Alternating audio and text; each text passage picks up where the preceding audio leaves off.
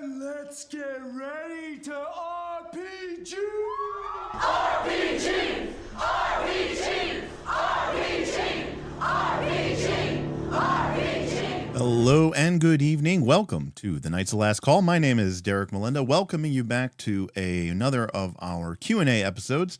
We do these every 30 or so episodes, 30 live stream episodes, that is, to answer your questions that pretty much I don't think would make a good. A lot of times people ask great questions, but there's really not enough content there to really make a whole stream out of it.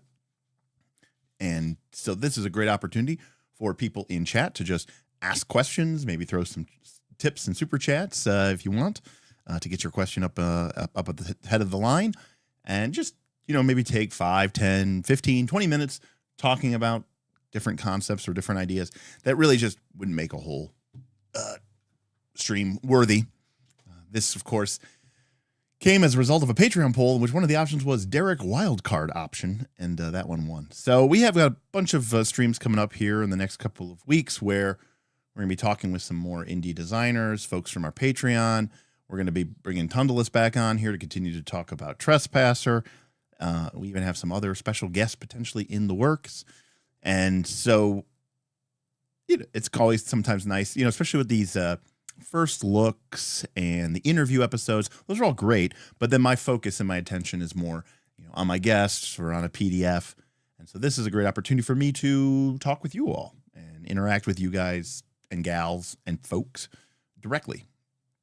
So we had a fun little poll up there, a couple votes in. It said, what is your ideal miss percentage?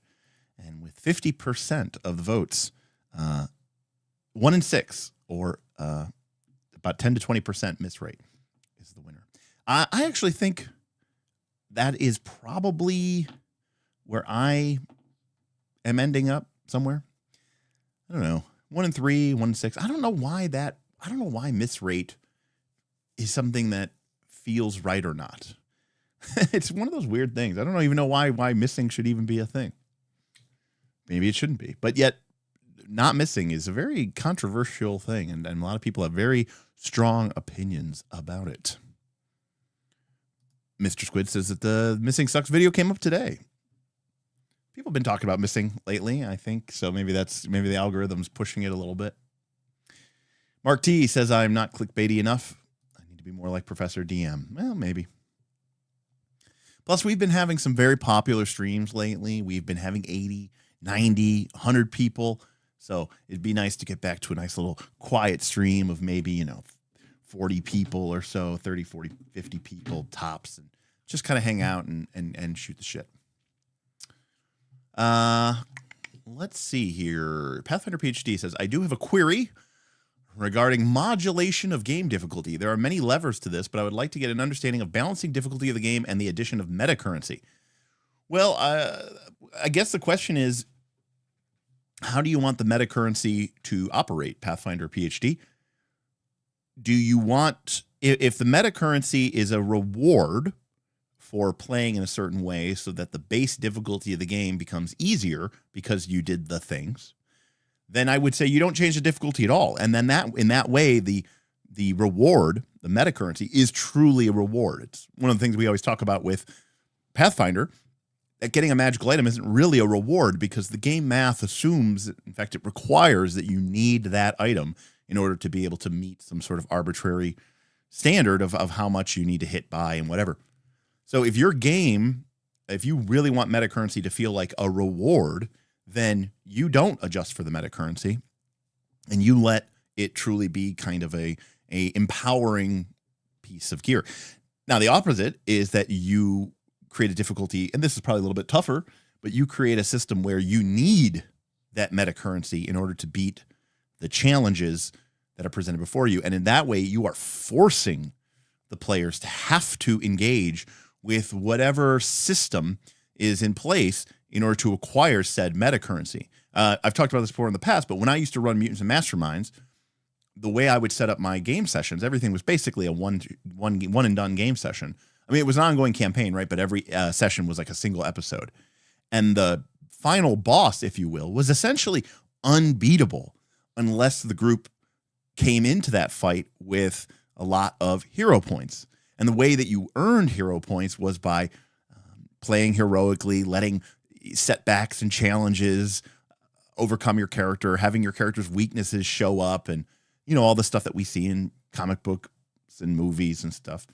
So I was, in fact, playing the game well meant you had to lean into those tropes and lean into those downsides. Otherwise, you were going to get beat. I mean, the mechanics of the game were designed that you needed these sort of cheating currencies in order to overcome it.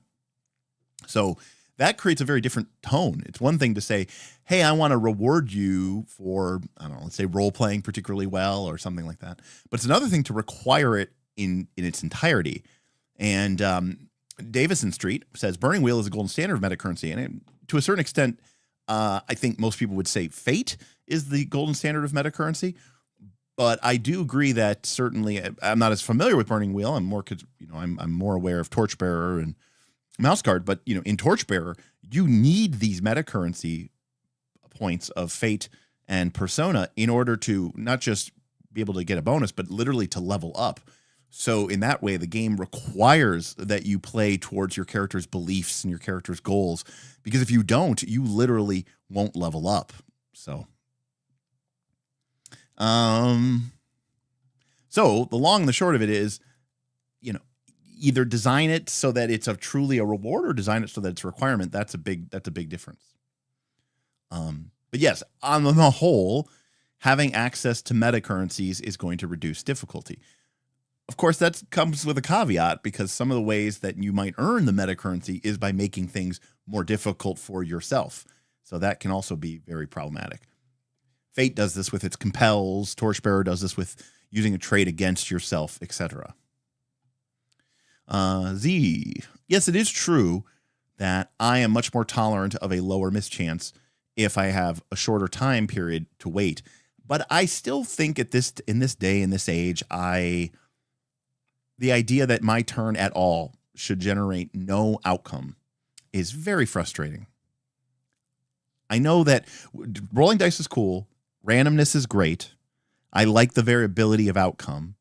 I like I like there being some element of chance. It makes things exciting. But even if it's only a couple of minutes to come back to my turn, why am I okay with any amount of my, action being essentially I've done nothing? It's kind of tough. What's up, Shadram? Nice to see you.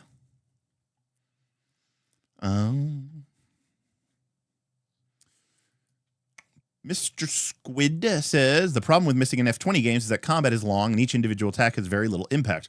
A game like Savage World, where a single hit can kill even a boss, is not as bad. Yeah, I mean, there's certainly some elements to that. I mean, the whole thing with combat in general is just very tricky, because you want enough choices and you want enough decision points for characters to really feel like they're making actual tactical decisions. When you really think about it, especially nowadays, most combats are over in 3 to 4 rounds. So you're going to get 3 or 4 turns in the entire combat. It's really not a lot of turns to really react and suffer through the ups and, through the slings and arrows of outrageous fortune, and to have your ups and have your downs. It's kind of really one and done. And when you have even modest missing rates, it is not statistically all that unlikely that you might just, miss for the first 2 or 3 rounds of an entire combat. That's a really tough row to hoe.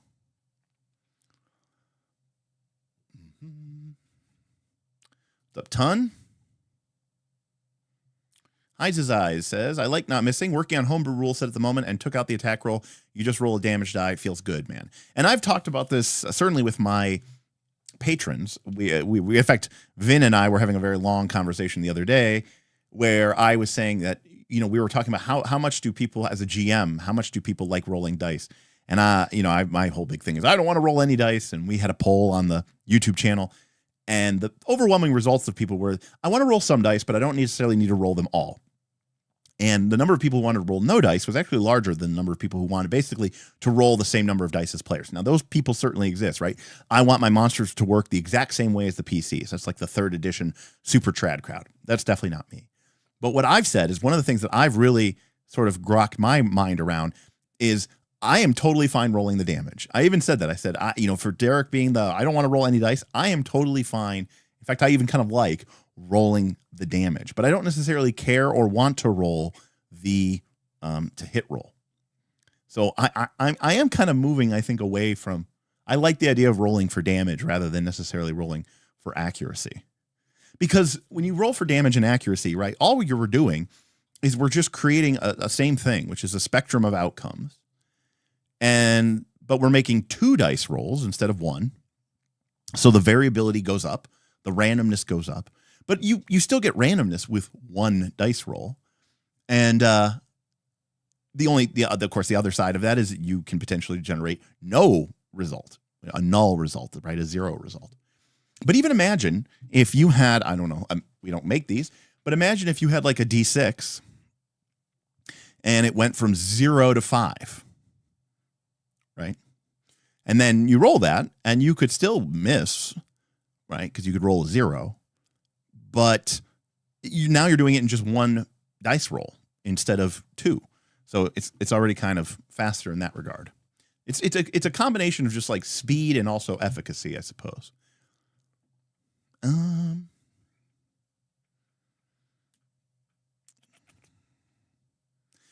Into the Odds Mythic Electric Bastion Lands no to hit roll is awesome. Got to catch the VOD. Like Momic, yeah, hope you enjoy. Yeah, I like what why can I never remember? I can never remember his name. I don't even know where it is. I got to reorganize this shelf. I don't know where any of my books are anymore ever since I moved everything. Chris McDowell, thank you. I had dinner with him at Gen Con. I feel bad.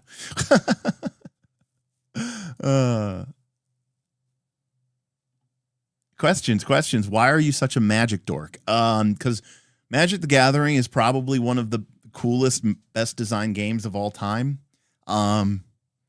Just today, I was talking about how amazing and how awesome Magic the Gathering is. And part of the reason that Magic the Gathering continues to impress. Let me see if I can pull this up real quick. Let me pull up this website here.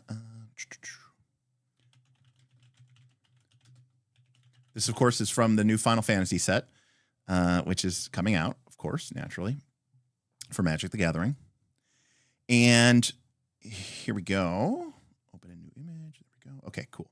I'm going to pop this bad boy open. All right. Let's have this. Okay, so this is a new card coming out in the Final Fantasy set.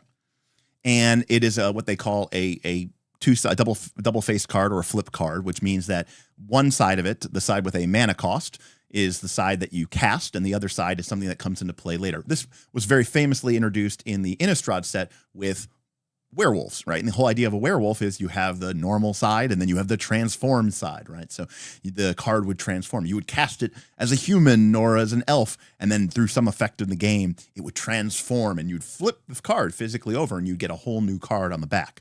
But here is a quest. Here's a card from the new Final Fantasy game, and it is called a side quest, a type of enchantment called Catch a Fish, because of course these games all have these fishing mini games, and it says at the beginning of your upkeep, look at the top card of your library. So you're looking at the top of your library, and if it's an artifact or a creature, you can reveal it and put it into your hand. So in a sense, you're going fishing, right? And what are you looking for? Well, in most of these fishing games in RPGs, not so much in real life, but in RPGs, fishing usually results in you catching a fish, right?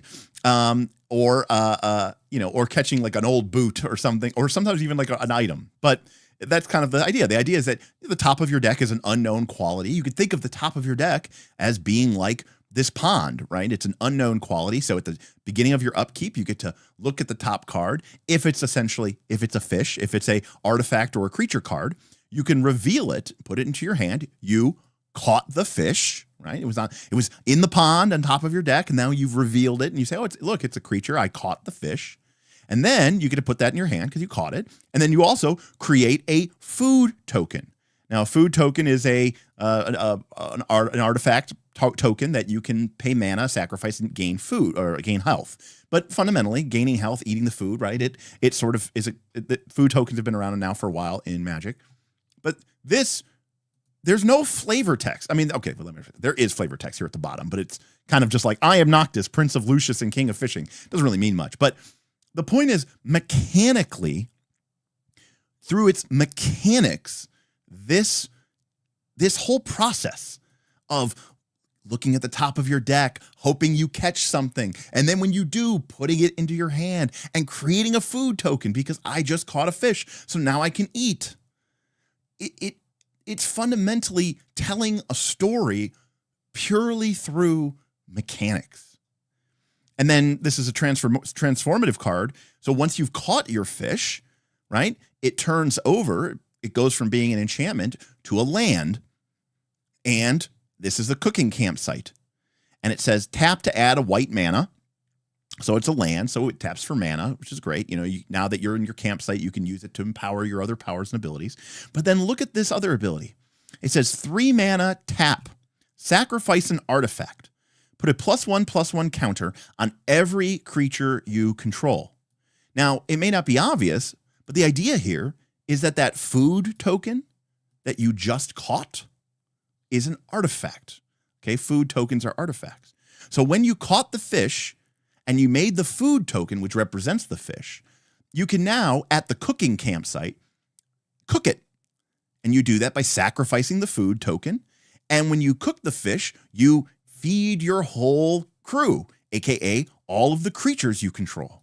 And so just these two cards, just this one card, I should say, but with both sides of it, tell a complete story of going fishing, hoping to get lucky, finding a card, catching the fish, putting food into play, setting up your campsite, cooking the fish, feeding your crew. And it's all done through mechanics. And that's what's like so awesome about Magic the Gathering. Now, sometimes cards are just, flavorless do nothings. They just say, I don't know, deal 2 damage or whatever.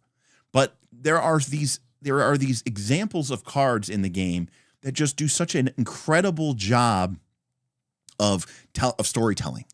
And they storytell through their mechanics. And this is something that I absolutely adore in game design. And it's one of the reasons why I really like Root and Oath and Arcs, all Cole Wehrle games, because on the surface, it's a series of mechanical interactions. It's a board game. But through those mechanical interactions, you generate these incredibly robust, amazing story elements. But they're not beating you over the head with it. They're not telling you that, this is what this is. It's just mechanics for the game.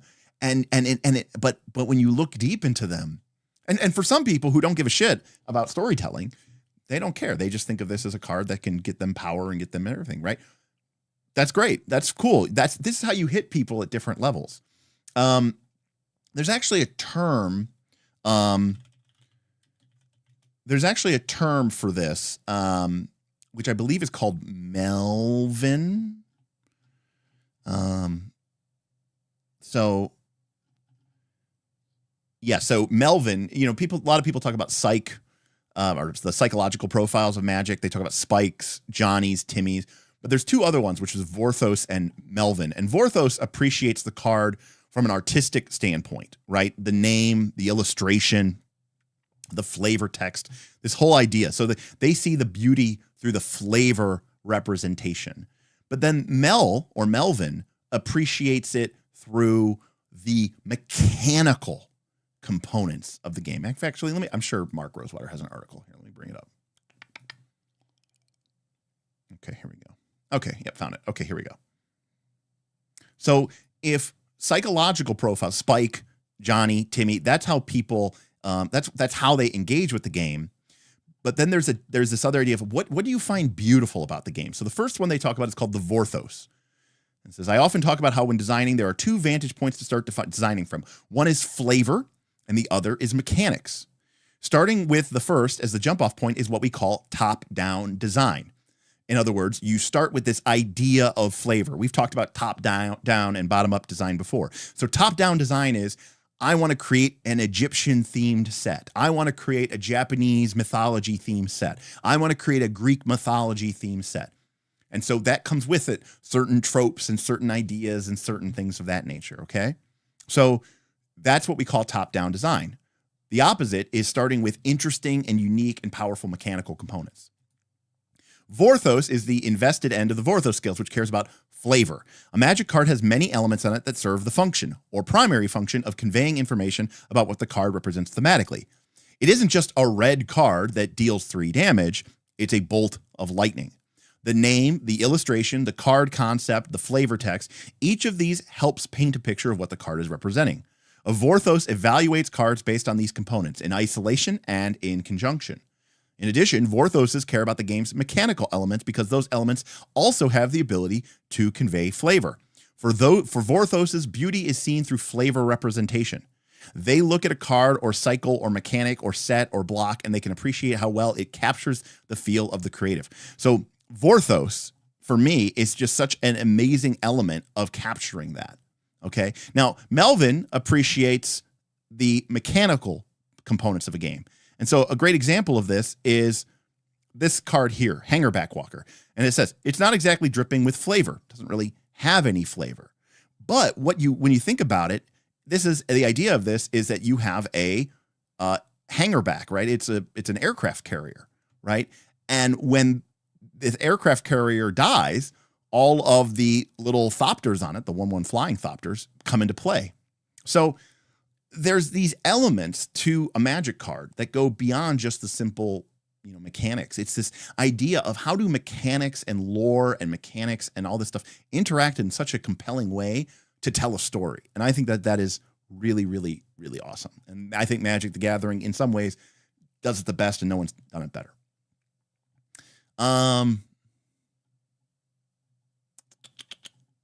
Anyways, we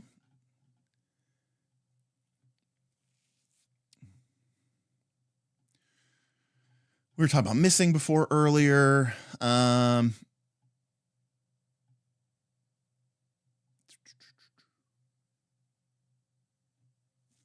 Nimble 5e also rolls damage, no hit rolls, except if you roll a 1, you miss. So there is a null result, but not often. Sunhawk says, yes, Magic. Thank you, Richard Garfield. Let's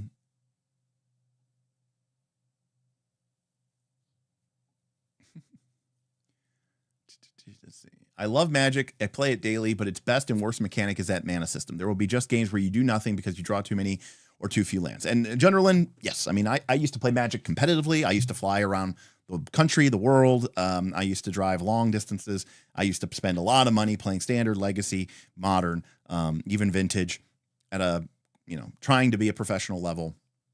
And the amount of games that are lost to Mana Flood or Mana Screw is extremely unacceptable from almost any perspective, but certainly from and that's one of the reasons I think I'm so against so many mechanics in tabletop role-playing games, because tabletop role-playing games, for better or for worse, got their genesis in competitive type games, war games, right? And so while I think that there's certainly a brutalist element to Magic the Gathering where you need to build your mana base correctly and you can't put too many high casting cost cards in your deck or too few lands or whatever. In a competitive environment, it's all's fair in love and war. But when people are playing like casual games or cooperative games, I think this becomes a bit more problematic. And so that's one of the reasons why I think I'm so. And again, D&D and all of its games like it were rooted in these competitive war games, and that DNA still exists in the games. And I don't know if it's for the better.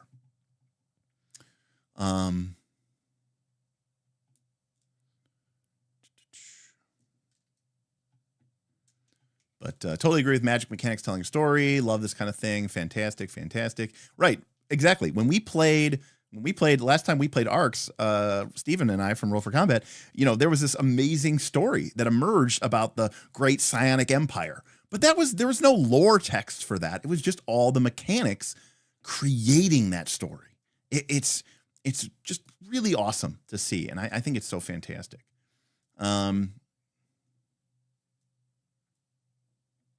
Sunhawk, I'm in love with we've talked about this on the Discord, but I'm in love with the way they're doing summons in this Final Fantasy set. I think that's so awesome. I think that's incredible.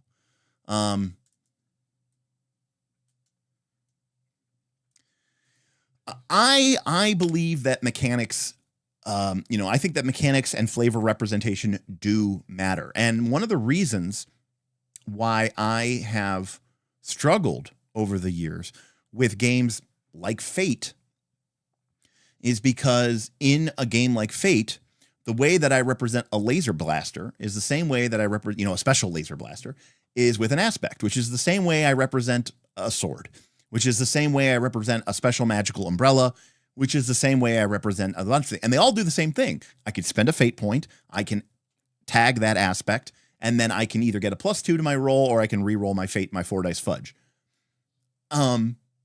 Which is fine. But then those mechanics aren't doing any storytelling. And that to me is now I'm not saying it's a bad thing. Not everybody needs their mechanics to tell stories. But for me, I enjoy it when the mechanics do that. And in my experience, some of these very highly overly generic games don't really do that. And that I find to be somewhat, that limits my interest in them to a certain degree.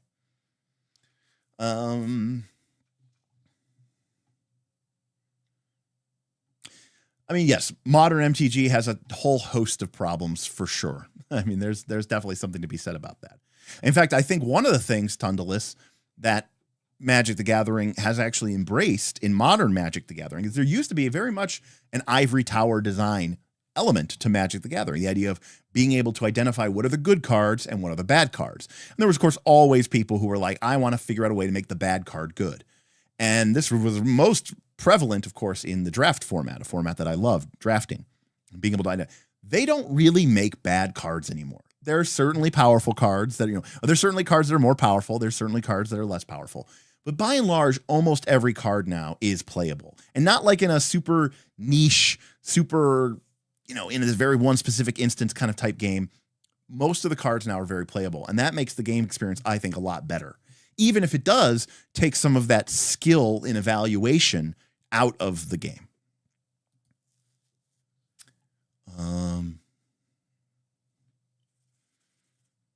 And Davidson's talking about board games here. This is one of the common critiques that comes up. It's a negative fact. People will talk about board games and they'll say, oh, the theme is pasted on. And that basically means that mechanically, the game might be really, really cool, but it has like very little to do or nothing to do with the theme of the game.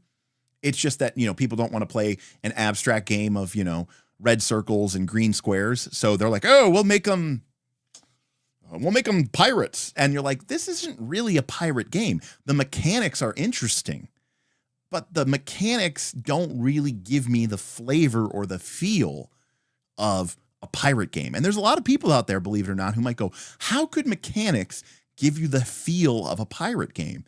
And I would just say, you've been playing some shitty RPGs for too long. And that might include, D&D, because games like Magic the Gathering have figured out ways to make cards through mechanics feel like a pirate, feel like a dinosaur, feel like an angel, and so on and so forth. And it's obviously not, it's a fairly blunt instrument, but it doesn't take much to really get people to grok it. And that's where resonance becomes so important. Imagine being able to look at a card, just by mechanics, no flavor text, no art, just the mechanics of it. And you go, oh, that's a pirate card.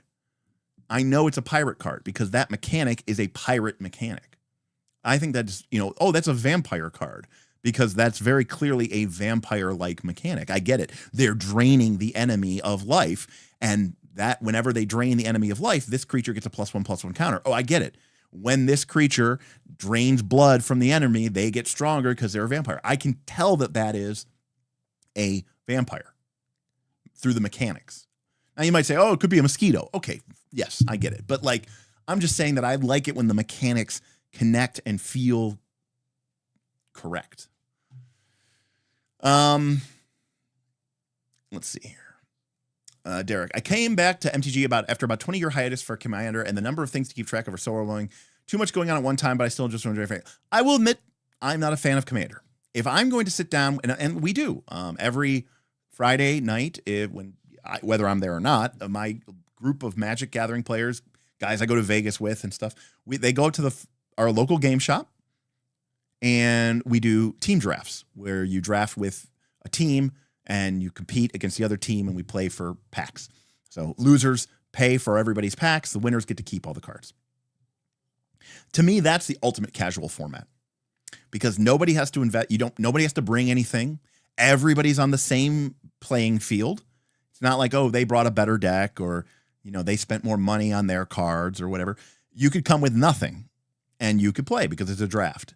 It's always changing. It's always evolving because, we'll play a set for a few months and then a new set comes out and then we start drafting that. So for me, there was never a need to play Commander because for me, the draft format is that ultimate casual way to play Magic and hang out while still being competitive and not having this awkward thing with Commander with the tier ratings where it's like, we'll build a deck, but don't build too good of a deck. But then somebody else might build a deck that they say isn't that good, but it actually is really powerful. And then you get defeated. And then you're playing a 4-player game, but then you got killed first and you're out. So because it has player elimination. And because it has player elimination, you now have to sit around and wait for your friends to finish their game, which could take another 20 minutes, 30 minutes, 40 minutes. Basically everything about Commander I dislike. Kind of a way I would say it.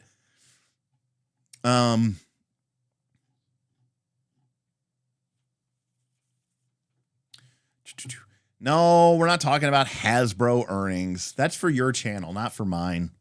We're here to talk about RPGs and games and mechanics and all that other stuff. Legend of the Five Rings draft. I never played Legend of the Five Rings, the collectible card game. I only played the living card game, and I didn't play it for that long before I never really got super into it. So,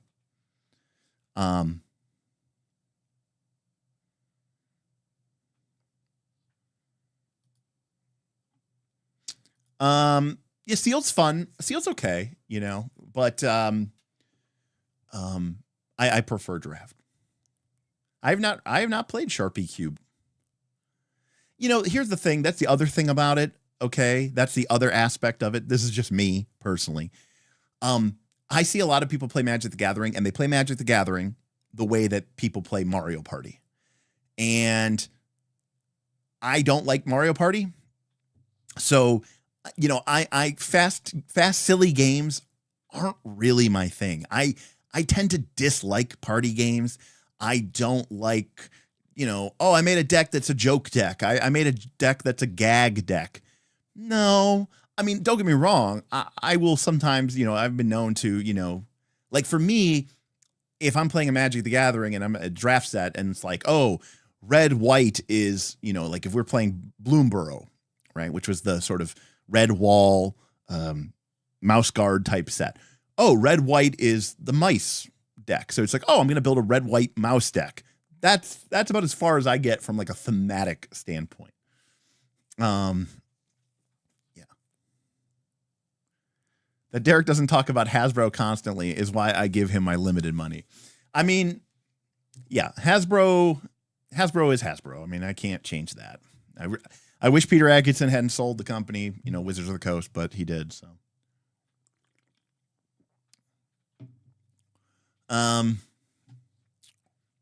right. Roll for Combat is for the hard-headed industry analysis, true business acumen. This is for theoretical musings on the nature of the medium.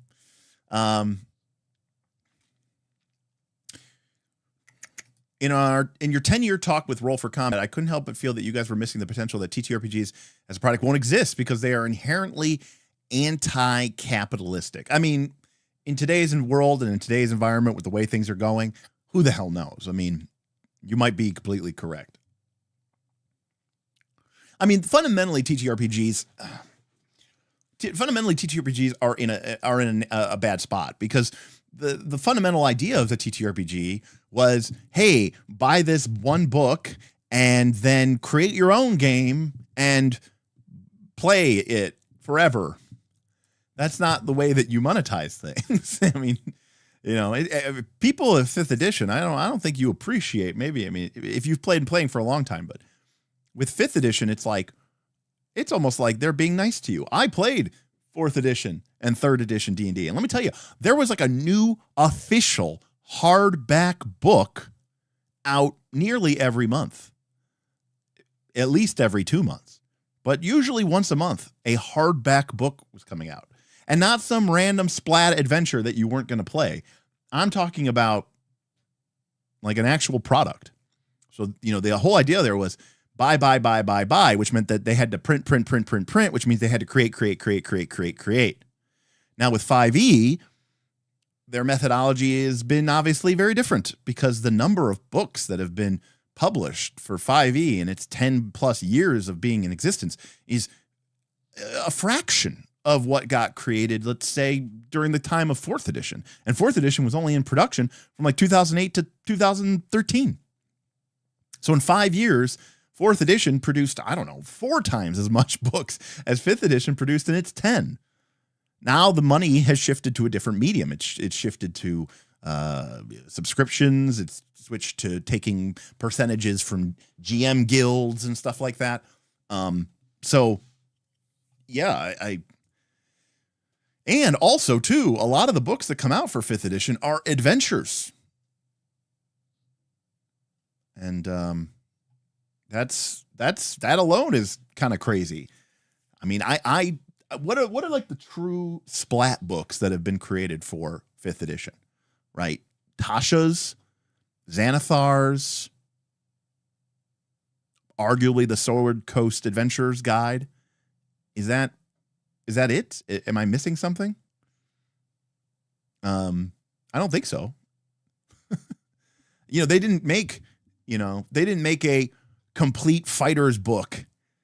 I mean, if you played 3rd edition D&D, you bought Sword and Fist, a guidebook to fighters and monks, and then 3 or 4 years later, they produced The Complete Warrior, which was the same book basically, but updated, but also the same, but also different, but you should definitely buy it, but it's not the same thing, but it is the same thing, for 3.5. And they did that over and over and over again. But Strixhaven, Theros, aren't those all settings books? Spelljammer, Theros, Dragons. I mean, those are settings books, right? Settings books / adventure books. Would you really call those splat books? Are you taking your, God, don't tell me. Are you taking your Quandrix class or your, what's the black white one? The ink people. Oh man. All right. I was like, Quandrix. There's 4. Quandrix, Prismari. Prismari is the blue-red. Quandrix is a blue-green. The red-white one is like the archaeologists, and I don't remember what they are. Black-white is like the writers, and I don't remember. Anyways, point is, are you really just dropping those into your books? Now, Jonas. Yeah, I actually, it's in a book. I didn't even keep it on my shelf. I bought the Dragonlance book because I love Dragonlance, and I read it, and it was terrible. The adventure was terrible. The setting was terrible that they presented. That book was a garbage pile. So I can only imagine how bad some of these other books were as well. I didn't buy Spelljammer. I didn't buy any of those other stuff, but yeah, not great. All right, Shannon. Have you ever run a city-based campaign, something like Tolos or Waterdeep? Would use a different system? Can't stay, but glad to support. Hey, excellent, awesome. Thank you, Shannon. Yeah, well, Shannon, we'll definitely, I can definitely talk about that. But yes, Strixhaven, though, was a very flavorful set. Great stuff. I loved the study mechanic. I loved being able to pull stuff from your sideboard. Like, that was great. So have I ever run a city-based campaign? Yes. Was it in D&D or F20? No. All of my city-based campaigns have been Blades in the Dark. And I think the fundamental nature of the problem with the nature of these city-based campaigns, and Darth Gorlock has asked about this before, is that with a city-based campaign, you run into one or a couple of big primary issues. For starters, let me actually caveat this by saying, growing up in the 90s, I had my friend ran his own D&D campaign, AD&D campaign, second edition. That was sort of like the opposite of mine. And he ran his in the city of Lankmar, and his was set entirely in the city. Like, the group did not leave the city. The key caveat here was that the group was composed of predominantly evil characters. They were usually rogues or thieves or assassins. In fact, my friend Justin's famous character was a dwarf thief fighter named Doubly Dubs, the Slayer of the Innocent. So, and they played in this city. Now, why did that work? Well, the reason it worked, and, they would commit crimes and do schemes and, run afoul of the various law enforcement, and even the Thieves Guild of Lankmar, and they, sometimes ally with them and then betray them, and going on and on. So why did that work? I mean, as much as it did. And why do I feel like it doesn't work in the modern D&D context? And I think the answer is because for a city campaign to work, it's kind of like the ontological argument about that, some people make about a supreme being, which is that it's like, if a supreme being exists, they are either not all powerful or they are not all good.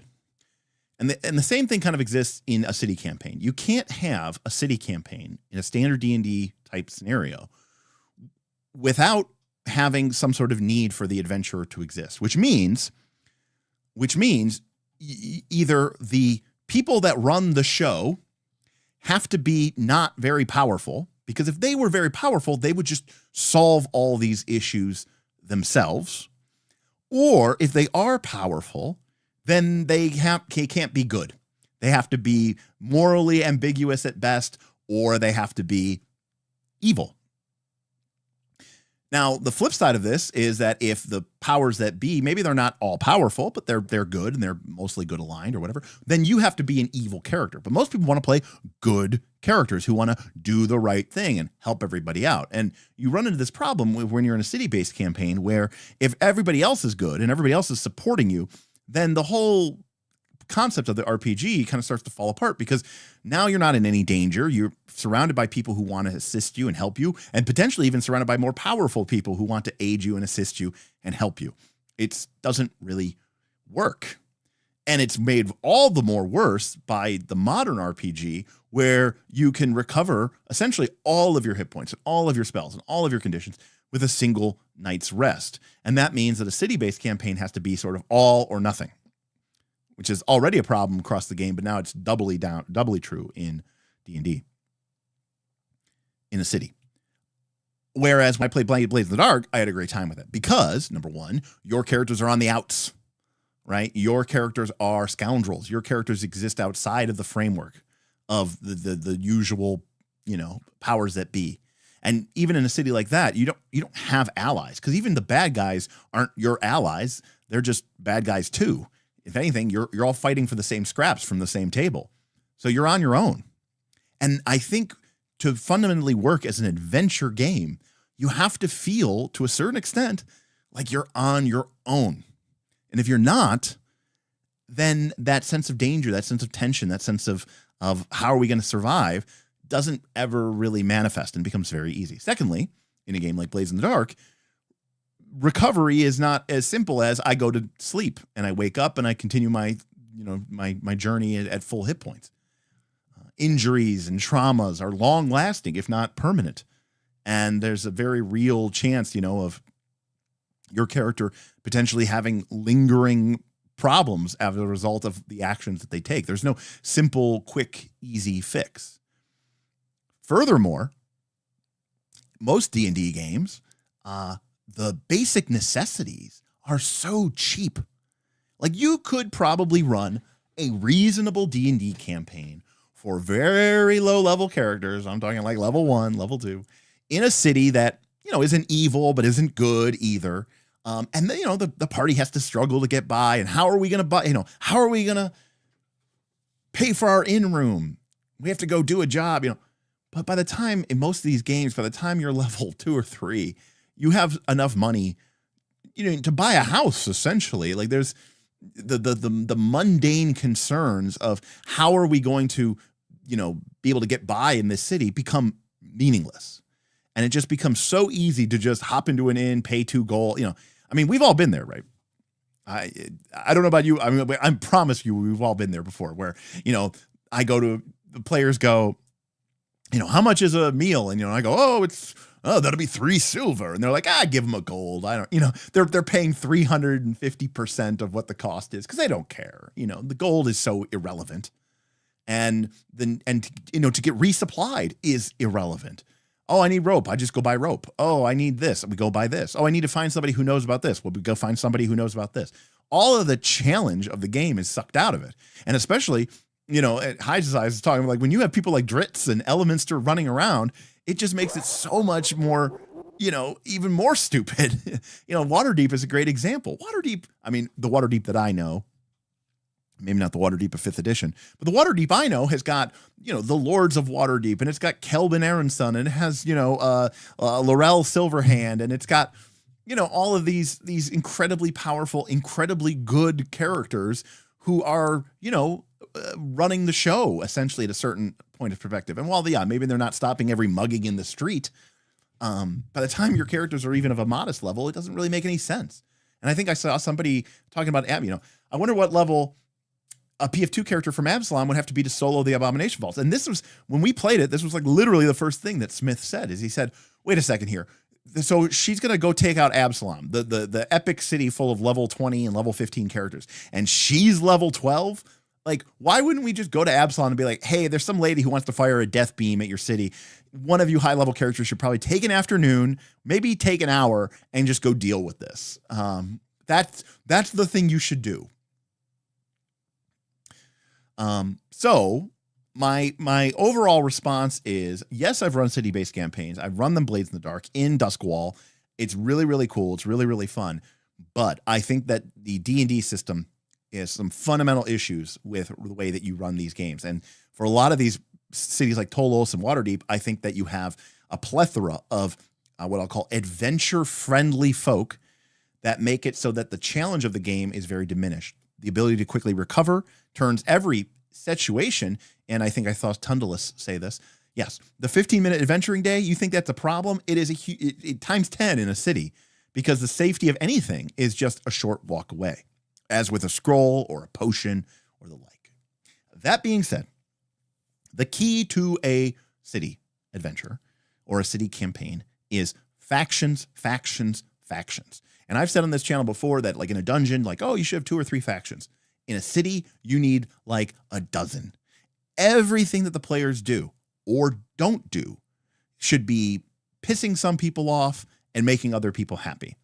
And it may be on purpose, or it may be accidental. They may be irritating, or they might be double-crossing people that they don't even know about. They might be secretly helping somebody and they don't know about it. But obviously, we want them to be empowered and have some idea of what their actions are doing. But everything should, so then it becomes a question not of, can we succeed? Especially if you're playing D&D, because the answer is probably going to be yes. Can we succeed? But it's like, okay, there's no right answer here. If we just have a simple, oh, there's the bad guys, we need to go fight the bad guys. And everyone agreed that's what we should do. And then all the good people in the adventure are going to be like, yay, you saved the town. We all appreciate you. The only people who are upset is the very small minority of evil cultists that you routed out of the dungeon, right?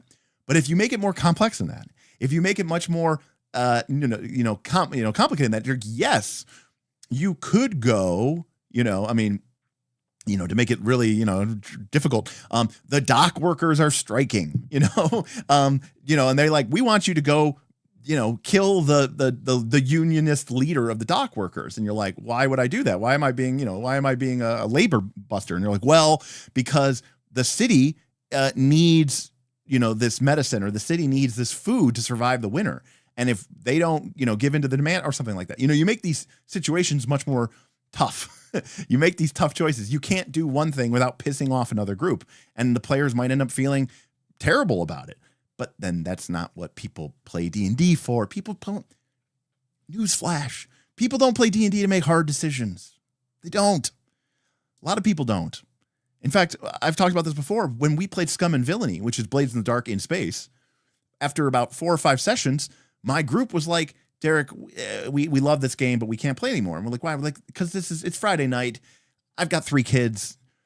I don't want to come here and have to make like heart-wrenching decisions and feel like I'm constantly being twisted under the knife. I just want to, kick ass and take names and kill orcs and get their treasure and, buy cooler armor, please. And I was like, okay, I respect that. But a lot of people come to play D&D. They don't want to have this. Everyone's like, I want to create this city-based intrigue political campaign. I mean, that's great. I don't know that D&D is the game to do it, but also maybe that's not what people are here for. Maybe people are here to kick ass and take names. And so, I think that's where you have to kind of draw the line there.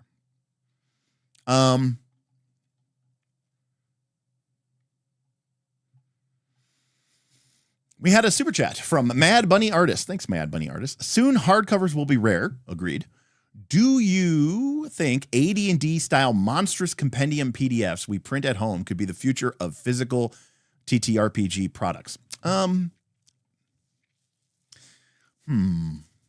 It's a good question. So what Mad Bunny Artist is talking about, I don't know that I have them. I think I packed them away.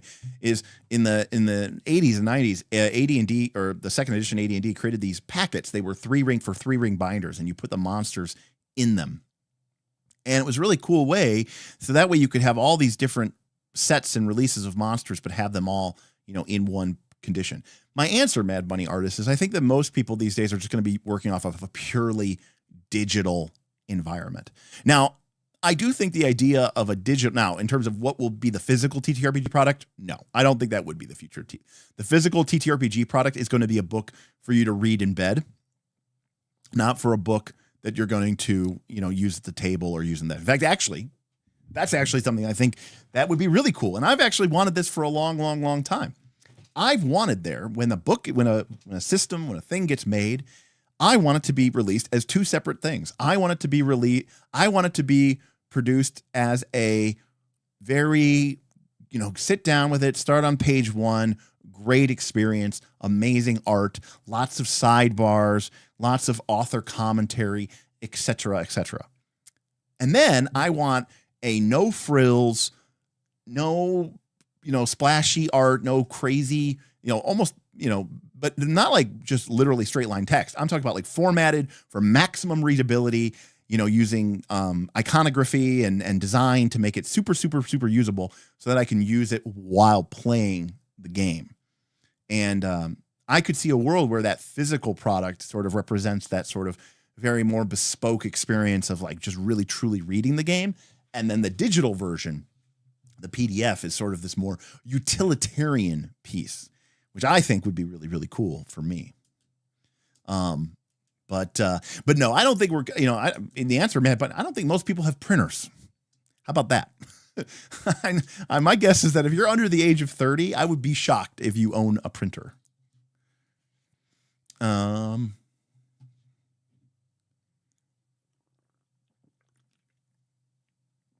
So yeah, like a coffee table book, Mad Bunny Artist. I think that to me would be awesome. And then you could just get, 2 great versions of the book. And you have this beautiful book with ribbons and all these amazing little accoutrements. And then you also have this super stripped down, version. And I love your honesty. That's fair. I don't own a printer. It's great. So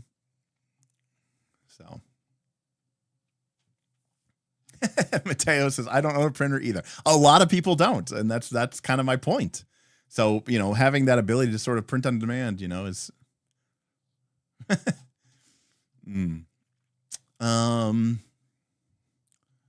see here. Derek says, I agree on the facts. Yeah. So that's the key. That's how you make a city campaign feral. You make it feral by having factions, and you make it feral by making sure that everything the players do or don't do is driven, affects factions. And, my Blades in the Dark games run themselves because from the very beginning of the game, there's going to be factions that are upset with the party. There's going to be factions that are trying to get the party to help them. Those factions that want to do things themselves, that's going to piss off other people. And, the enemy of my enemy is my friend, and the friend of my enemy is also my enemy. And just before you know it, things are just quickly spiraling out of control. And there's too many fires to put out at once. I think city-based campaigns, particular, thrive on this idea of a player. You can't be a completionist in a faction-based game where you're like, we are going to make everyone happy, no one mad. We're going to solve every problem. Nothing's going to, the primary, secondary, tertiary, quaternary, all of our goals are going to be solved from A to Z with no remainders. Everything's going to clean up nice and tidy. If you want that, you should go play a dungeon adventure. You should go play a adventure path where you just like, look, you just kill these monsters in this order. You save the day. You save everyone. You're the hero and you're rich and you got the girl and you got the guy and, et cetera, et cetera. Karama, I'd love to see Northport burn down because Karama, between you and me and everybody on this stream, Northport has become an abomination of what I wanted Northport to be. But you know what? It's not my decision. It's the players' decisions. And I respect that. So, yeah, Eberron did a better job. But, Eberron doesn't have the Elemenster problem. It is fundamentally set up differently. And that's why I think Eberron is a great setting, among many reasons. But I think that's one of the reasons why it would work that way.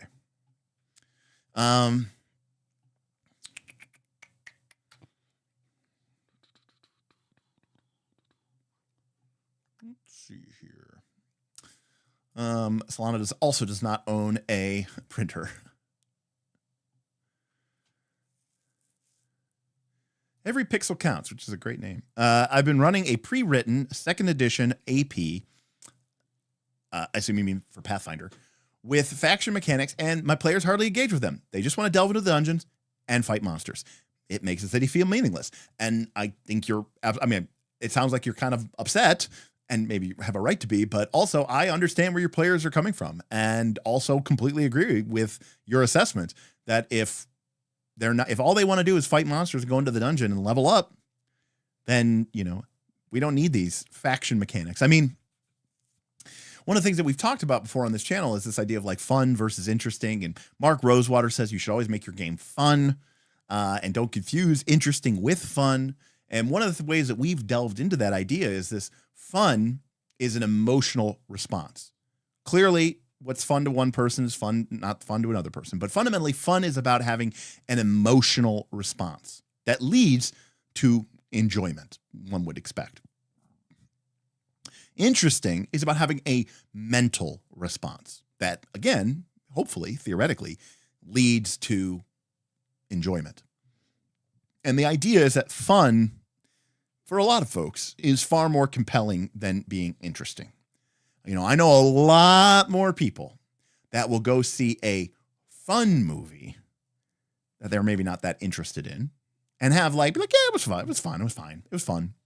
Versus people who will go see a not fun movie that's very interesting, that they're not really particularly interested in. Say, a documentary. Now, a documentary might have some emotional elements to it, but fundamentally, it is about being interesting. And it's about, people enjoy going to see documentaries.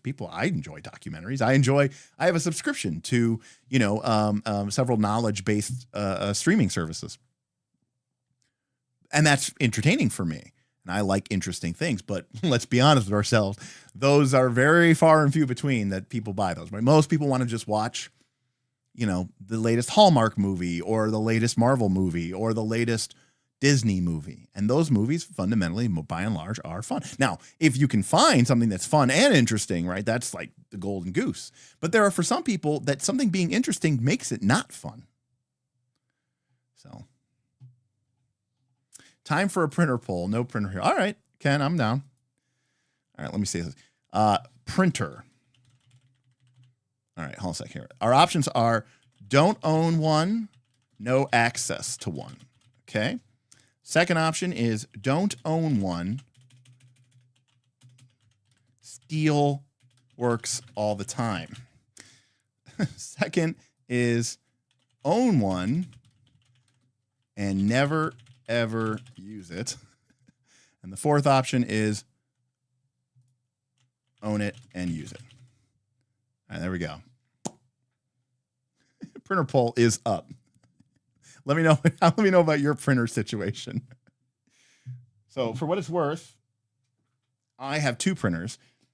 I have a very expensive Epson color printer that can print full size. It can print up to 13 by 20 prints. So it's a full color printer, CMYK, but it also has like a pure black, a pure white. It has like a couple other subcolors, like it has a light blue and a cyan, or it has like a deep blue and a cyan for the different ones that are pigmented. And then I also have a Brother laser jet that's just like a workhorse. I buy a toner cartridge for it like every 2 years, and it prints like 20 pages a minute, and it's great. And it was fairly inexpensive, but it's a laser printer. So that's my printer situation here at the house. Yeah, by the way, this is paper printers. I see Solana's talking about her 3D resin printer. No, this is a paper printer. You got to get your nerd priorities correct. To be clear, whenever I get my situation sort of set up, figured out, once I get my garage or if I move, or if I get my garage back to some sort of semblance of order and not being like charred up, and I get my life back in order, I really do want to get into 3D printing. I think it's very cool. It's fun. I love doing 3D modeling, like for like woodworking and creating stuff like that. So I do want to get into that. All right, we got about half the people who voted. All right, so here we go. The poll results are 35% own a printer. So that's number one. They own it, but they never use it. So that's number one. Number two is I own it and I use it. So that's at 33%. So those two together combine about 70% own a printer. Only half of that use it. The remaining 23% don't own one, and they steal Works printer all the time. And only 7% have no access to a printer whatsoever, whether they own one or anything. So, good stuff. Do I have a plastic wrap encapsulator for quick reference sheets? Do you mean, do I have a laminator? Because if you're asking me, do I have a laminator, then the answer is yes, I do have a lamination machine as well, which is just like a hot press. And you buy these like lamination pockets, and then you run them through the hot rollers, and it just seals it. But I do have a laminator as well. Yes, I 3D. Yeah, okay, you are typing. Yes, I do own a lamination machine. Then yes. And the reason I own a lamination machine is actually for cons. I like to, if I know I'm going to bring some games, I like to laminate reference sheets, cheat sheets, or even do character sheets and let people use dry erase marker on the character sheet. The correct term is an encapsulator, which I think is a great term, Andrew, because like I said, it's like a pouch, right? And it seals it from the bottom up, pushing out the air and sealing the edges, and it basically encapsulates. So I understand why it is called an encapsulator. In that case, yes, I have an encapsulator. I just called it a laminator. I'm glad I have the right term. Pedantry is amazing. Do not own a saddle stitcher. I have not gotten into binding, but I could see that being something that I would like to get into. I think getting into binding would be pretty cool. And again, I'm sorry if I missed any questions. The chat does come kind of, pretty fast, but hopefully if you drop a super chat or a tip, I will definitely make sure I go out of my way to answer it. As a reminder, I'm supposed to remind yourself, like this video. If you're enjoying this conversation, like it. If you're watching it later, maybe leave a comment down below, because that helps other people see this channel, and that's awesome. Are there any techniques, asks Kendall, are there any techniques for getting an in-person game feel for an online game? What's the closest you've gotten? That's half the reason I don't use my printer anymore. Well, Kendall, you may be aware. I mean, I've shown it on this channel before, so I don't want to beat a dead horse or anything. But I have recently started a Torchbearer game, and for me, playing in person is all about being able to pick up objects and move things around and deal with these things in that way. And so for our Torchbearer game that I have created, there's our Torchbearer game. So the players, right, the characters, their inventories is very important in Torchbearer. Their inventories are all here on essentially what would normally be the grid, right? Like if I change this here, you can see, oh, this is massively out of size. Hang on a sec here. Fit to screen. There we go. Well, that's not fit to screen at all. There we go. So if we go over here, you can see that this is basically the grid from, a Roll20 grid. But what we have here instead is people's items go in these different slots. And so if somebody wants to, look at someone else's character sheet and say like, hey, can you give me, can you hand me some rations, right? They can physically take the ration and move it onto somebody else's sheet, or somebody can grab it from their sheet and move it off. And so I find that, being able to have this sort of what I call a tactile experience with the game, I think makes a big deal and a big difference. Similarly, in a game like Torchbearer, when you go into conflict, you have these conflict cards that come in this deck. And the way that these cards work is, the GM picks their 3 cards, and then the players pick their 3 cards that they're going to use. And I think, seeing the card on the battlefield, and then, the GM flips over theirs and the players flip over theirs. I think having that sort of, this is the way it would work at a table. And I think that makes it feel more like, being at a table. And it brings back that almost analog type experience, which I think is cool. I think is important to the way that the game sort of feels. And obviously I can't have everything be like that. It just, wouldn't be practical, but yeah, that's, or I'll give you another example. I mean, this is like a very subtle example, but instead of using like, this is the light source, that they have. And so like when they are, if someone lights like a torch in this game, you get, these squares of illumination. And so in this game, you rather than having like the 20-foot radius, dynamic lighting, whatever, Torchbearer uses the dynamic lighting stuff, and it emits light out to a certain radius. I just have it like this. And it's like, oh, you have a torch? Well, a torch creates 2 squares of bright light, which, or two people's worth of bright light. It's obviously very abstract, but, you could put these 2 characters are in the bright light. The rest of the characters are in dim light. So it's much more kind of representational than trying to make everything exactly right. And I found that to be, for me personally, that's how I make it feel like it's, in like it's a real game. And again, it's, it's the fiction matters.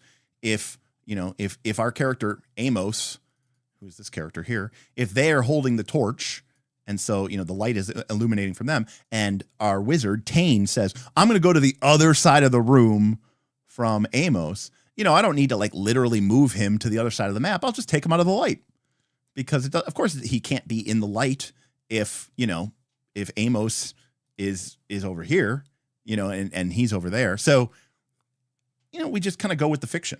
And I think that's kind of what's, super important in that respect.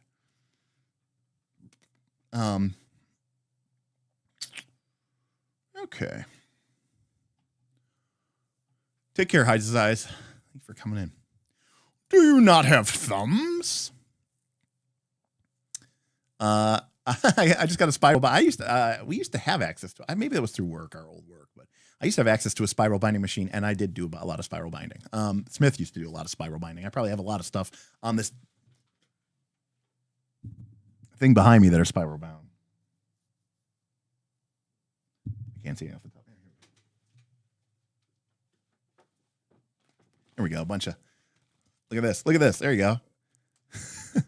Keep on the Borderlands. It's spiral bound. So it's like divided into different sections. Each one is its own section.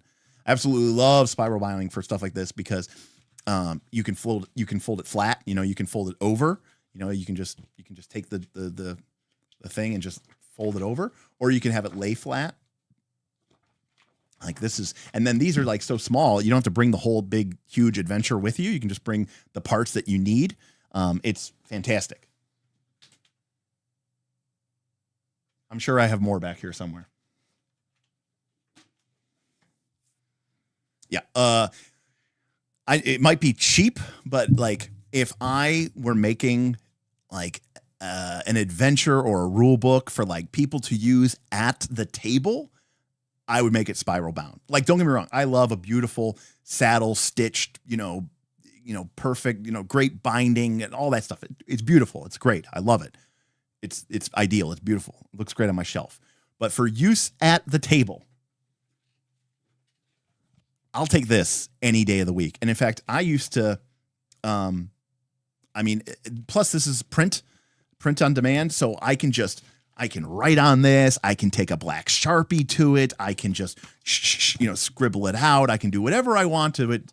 And I can just treat this thing like crap because it's not my real book. And that's what I want out of this, you know? And plus I've done stuff like before, which my players love. Okay. Which I absolutely like. I'm not even kidding you when I say like, they absolutely love it. Like some of Bob's favorite things is like when I do things like this, like, you know, let's say they're playing this thing and there's like this NPC and they're very obviously supposed to be like important or something. And then, you know, I'm kind of like leaning into this and the players are like, yeah, whatever, blah, blah, blah. They end up killing her, you know, or something. And I just go, well, and, you know, and I'll just go, and I'll rip that NPC out of the book and crumple it up and throw it over my shoulder. And like everyone's laughing and, you know, ha, Derek just, you know, defaced his book. But it's not my book. It's just, you know, it's that. So anyways, good stuff. Spiral binding is underrated. It is so underrated. Not just underrated, so underrated. Right. So Kendall, you said, I see what you're saying. It's like I really like the 3D Foundry model. It feels like I'm moving around real minis on map. I've said this before. I've said this on Roll for Combat. I've said this on Steven's channel. Of all the things that I've seen, the thing that I'm actually the most excited about is Project Sigil. And because what I would really love to be able to do is play RPGs on Tabletop Simulator. And I know that Tabletop Simulator, people do play RPGs on it, but Tabletop Simulator has a lot of problems. It's very memory intensive. It can be kind of wonky and crashy. I don't want a VTT, right? What we think of as the VTT, a Foundry, that is nothing like any RPG experience I've ever had. My RPG experience is, you know, minis at like an isometric view with some terrain elements that have elevation and height to them. It's chips and dice sitting around a table. I want that experience. The top down grid view for things for me is, for me personally, like my least favorite way of playing RPGs, like ever. For me personally.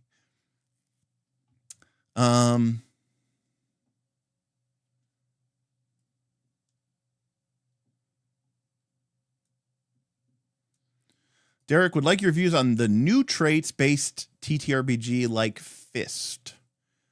On the character sheet, you have no stats, just traits like Cruel with associated abilities. Google Fist Ref. Well, Fist EF or Fist Ref. We're not doing a first look today, Andrew, so I'm going to hold off on that right now. Just because I don't want to go down that rabbit hole and start opening up, you know, a bunch of different windows and stuff like that. I just watched your Mega Dungeon VOD. How do you feel about Mega Dungeon systems in like 4E Draw Steel? They're great, but you have to do a significant rework. I don't know as much about Draw Steel because I'm not as intimately familiar with the mechanics. But basically, in a game like 4E, you have to create some sort of incentive system that makes the players want to keep pushing their luck, that needs to make them keep going forward, that is going to make them, you know, worry about running out of dailies and running out of healing surges. If they can just turn around and go back to town, then the whole game loses all of its point. It's even worse in 4th edition.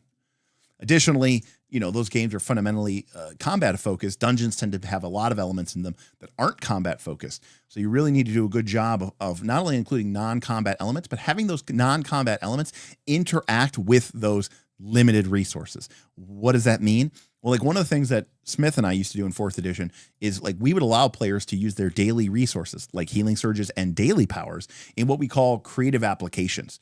So, for example, a wizard might be able to take their fireball spell, or a fighter, which is a daily power, or the fighter might be able to use a daily power and use it to sort of act almost as like a pseudo ritual to do something in the fiction that will help them in sort of what we would call an exploration-based mode. Like the wizard might cash in their fireball daily combative spell to maybe like superheat a metal door and melt it, or to burn through a thick oaken door, right? To allow those resources a different way to interact other than just combat do damage, burr, numbers go burr. Jackal, is anyone in the non-streamed Torchbearer party doing a write-ups? Well, Jackal, the non-streamed Torchbearer party is still going to be recorded. They're just not going to go out to YouTube. So they're going to be, I'm still going to record their games and they're still going to be available, but just to patrons. I have to double check. I think everybody signed off on that. I don't know that everybody's going to have a video feed either, but certainly the audio, will be available.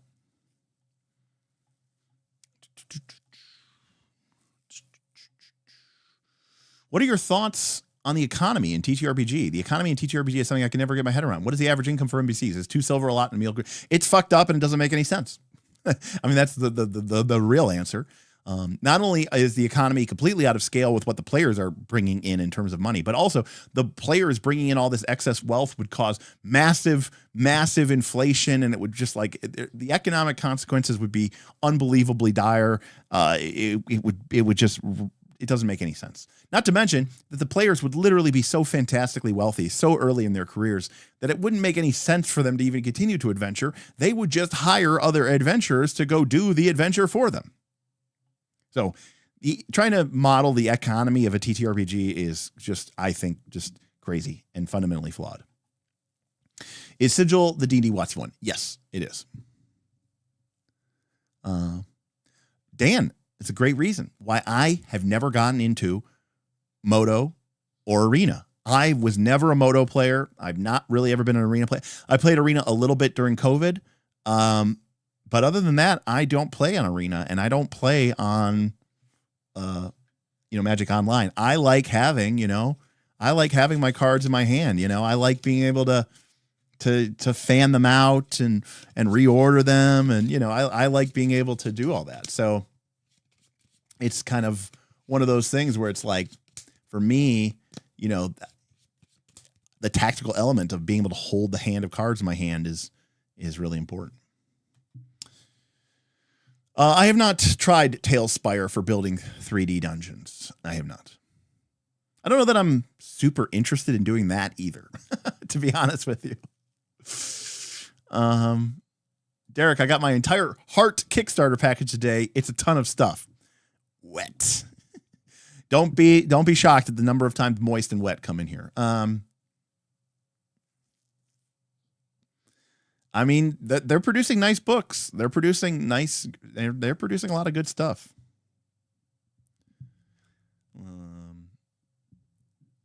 Seems like rewarding a ton of gold all the time is inelegant solution for increasing player power economically. Yeah, it's a whole mess. I don't know how else to describe it. I mean, it started with 1st edition. First edition had 2 key problems. The first is that they tied experience points to gold, which is fine. But then you needed thousands and then tens of thousands and then hundreds of thousands of experience points to level up, which means you needed tens of thousands and hundreds of thousands of dollars or gold to level. Okay, that's kind of problematic, right? Yes, but also no, because the idea was that your characters were going to become lords and ladies, and you were going to be building roads and armies and castles. And from a purely economic standpoint, right, an army might cost you 10,000 gold a day, and you're essentially privately financing that instead of doing it with, taxes or whatever that a king or an empress would use.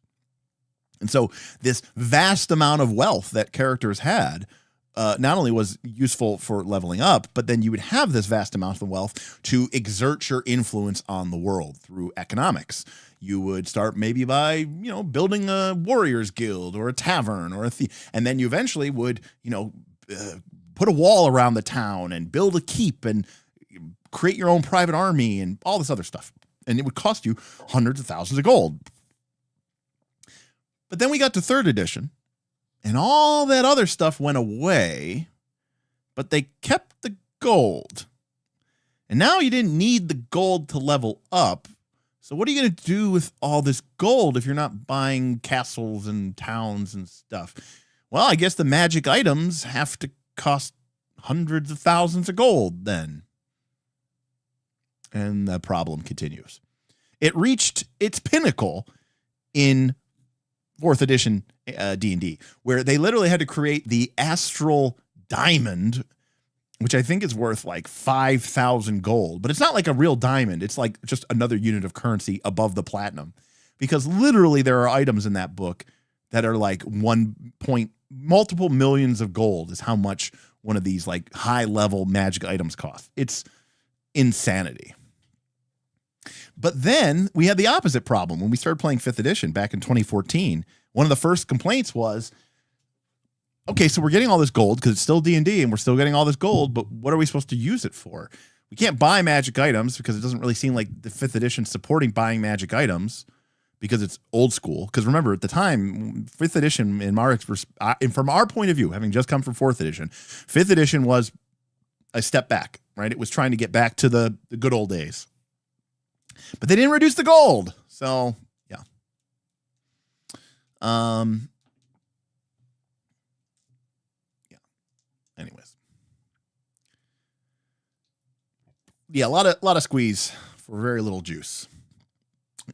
Yeah, maybe someday, Andrew. I'm very busy, but I'm not opposed to checking it out. But I mean, the other thing too is, it'd be cool if the environment also was integrated with some of the mechanics and rules of the game as well too. I would just create a level system detached from their actual level that represents their economic standing and economic influence. Well, it's funny that you mentioned that because in Torchbearer, your character has a rating, which is called resources. And that basically is your quote unquote wealth. It's just a numerical representation of essentially how much credit that you have. And the actual wealth that your character has is actually stored on your character. So for example, Erber, our dwarf, you can see that he's carrying around 2 things of silver, and he also has a small bag of gold. That's literally his wealth in the game. And you actually have to spend it in order to even survive in this game because things are expensive.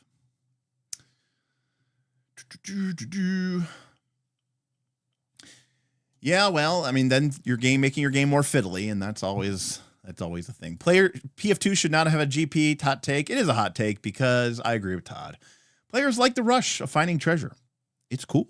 I mean, it's pretty much the whole point of games like World of Warcraft and Diablo 4, right? Is finding cool new treasure, finding the best version of a thing. Karama, it is like an adventurer credit score. It's actually exactly what it's like. Is it a mechanical issue or a fiction issue? It's both, honestly. I mean, it's obviously a fictional issue because it doesn't really make any amount of sense from a fictional standpoint and the impact that it would have on everything and the economy. But it's also a mechanical issue because what are we trying to do with gold? Like, what are we trying to do with treasure? What are we trying to do with wealth? It's kind of tough, right? It's kind of difficult to peg down because if you can just go and buy the cool items that you want to have for your character, I think they don't feel cool anymore. because now it's just like a fungible good. And it brings up the idea of like, well, why doesn't the prince have this? Or why doesn't the king have this? Or why? It's just something that you can buy. It's just another piece of gear. You treat it like a bedroll. It's just a really expensive bedroll. And so I think that mechanically it's just, it leads to people doubling down on their builds. It leads to people not only they pre-picking all their feats, but they're pre-picking all their magical items, you know? So I think, but then the downside of that is if you have a lot of wealth in the game and you're like, oh, you can build castles and keeps. Well, then people were still doing that in D&D, but no one ever did anything about that. Tundalus is here. And in Trespasser, they specifically went out of their way to be like, hey, I want this to be an important part of the game, not just a loot sink that you just, you know, a gold sink that you just pour money into and it doesn't really do anything. It's just kind of like, you know, it's like you know, flavor text on your character sheet. Also owns a castle. Like, no, I want this to be something that you feel like you're investing into, that you're really building up, and it costs a lot of money to do these things. I think that's awesome. Mateo, I completely agree with you. I think looting the item or crafting the item feels infinitely better than buying it. Full stop. I completely agree with you. I also agree with you that most crafting systems do suck. Right. If you dealing with money, I mean, that's not appropriate for a samurai, right? You shouldn't be seen dealing with currency. That's beneath your station. I do agree with you. Yeah, it's a weird thing, Diomedes. Money it's strange because players want to have access to this fungible currency, but it's tough to deal with it. I mean, again, I don't want to keep, you know, belaboring the point, but one of the things that's really interesting about Torchbearer is that when you find, let's say you found a very valuable golden ring. Well, in Torchbearer, the way that this works is, you know, it's kind of like a barter system almost, which is like, if you use this gold ring to settle your debts, it doesn't matter how much the ring is worth. The ring is worth the debt. So like if a character went in, like maybe this ring could buy you a suit of plate armor. But if you go to buy rations and the person at the across the counter that's selling rations goes, all right, I can sell you, you know, how many days or weeks of provisions.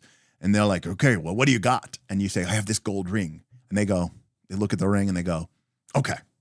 They don't give you fucking change. I don't think, I mean, historically, I don't even think that was a thing, right? Like you're going to give them change.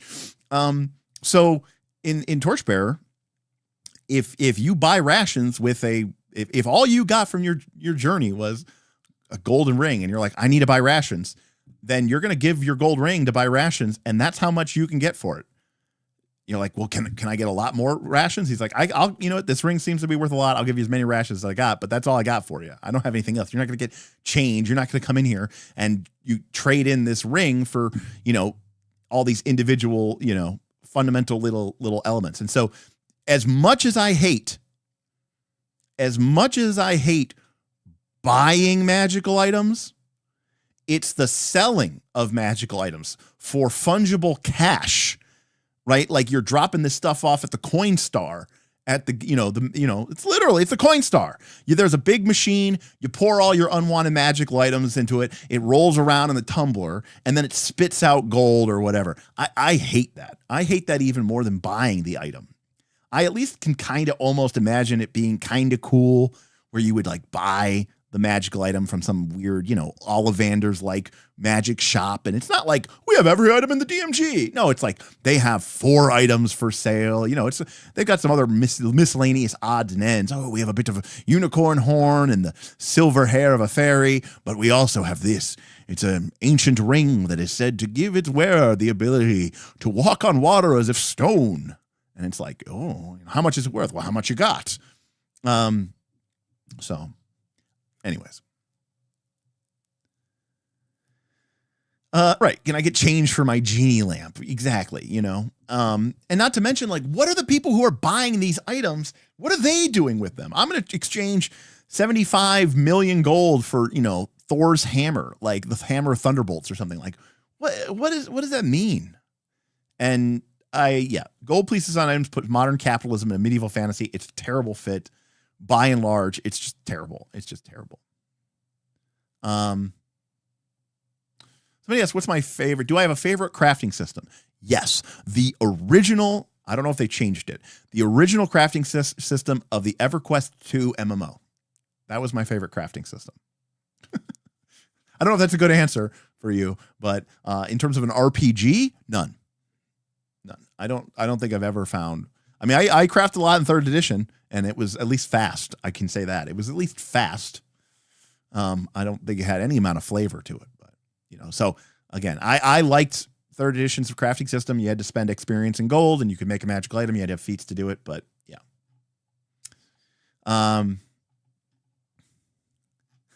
Now let's build that on paper. Well, okay, I'm going to do this from memory. Do I need? Here we go. Because it doesn't work, but let's go.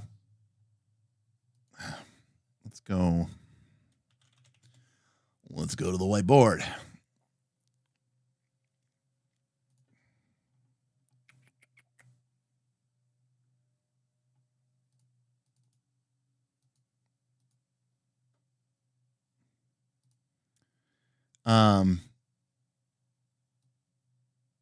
So yeah, the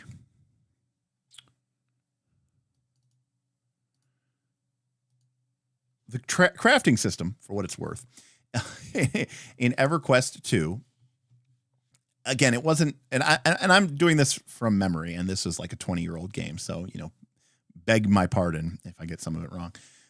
But basically, the idea of the crafting system in EverQuest 2 was that you had this progress bar, okay, and you were trying to build up the progress bar, but as you were, but the crafting was actually a bit like it was a bit like a combat. Okay, so you can think of the progress bar as a reverse hit points, right? So this is like reverse hit points. So you're basically trying to build up the progress to a certain level. And the thing about the progress was there were certain key thresholds. Okay, and so you can think of it as like, so, you know, if your progress was here and then the crafting progress end, right, you fail. You didn't create the item. And if you got it above this threshold, but before this threshold, it was like a low quality. And this was like a medium quality, and this was like a high quality. And if you filled up the entire progress bar, right, it was like perfect. And that might have mechanical implications or stat differences. However, as you were working on the item, there was, so this idea of like the quality, but then as you were working on the item, you had this stamina bar, which sort of represented, you know, how much energy you had left to keep crafting. And as you were crafting, the game would occasionally throw at you these almost like attacks, right? Like it would be like if you were doing metalsmithing, like an alert window would pop up and it would say like, you know, it would just say like, impurities. And the impurities like issue had to be dealt with. And you literally had a hot bar, the same as you would if you were like in your fighting. And you had all these different metalworking techniques. Like you had a button for like annealing, and you had a button for like hammering, and you had a button for like all these different things. And you had to use those items or the correct type of action to try to deal with this event, because if you didn't, the event could mess with your progress. It could lower the quality of the item. And then additionally, when you use these items, you're eating up your character's stamina. So you have to start kind of thinking like, how much stamina do I have left? Do I want to stop crafting early and settle for something that's a medium quality rather than risk ruining my item? So it was like this really like interactive type thing. I even think there was I even think there were some things that like did hit point damage to you. I think you could potentially die while crafting. But it was real time. That's the key of it. It was essentially real time. And I played EverQuest 2 for, however many, months before World of Warcraft came out. We started playing World of Warcraft. My character was a higher level carpenter. Okay. I did primarily woodworking. My carpenter level was greater, okay, than my bard level. Like my character was more of a crafter than I was an adventurer, because I found this system to be very fun, and I thought it was very engaging. And my God, what I love, and between me and you, I want to do this for Dragontide, which is our Dragonbane town game, and I want to do it via like the bots, because the idea of Dragonbane is there's no in the town, there's no GM, so it would have to be done, using the bots rather than having a GM run it. But yeah.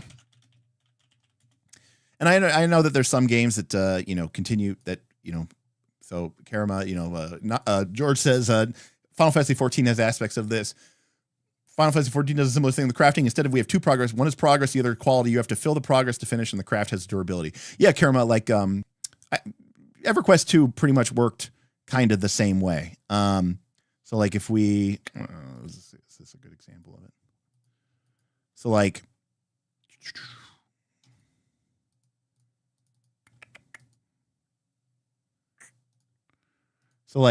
here is, you're making like a pristine tomahawk.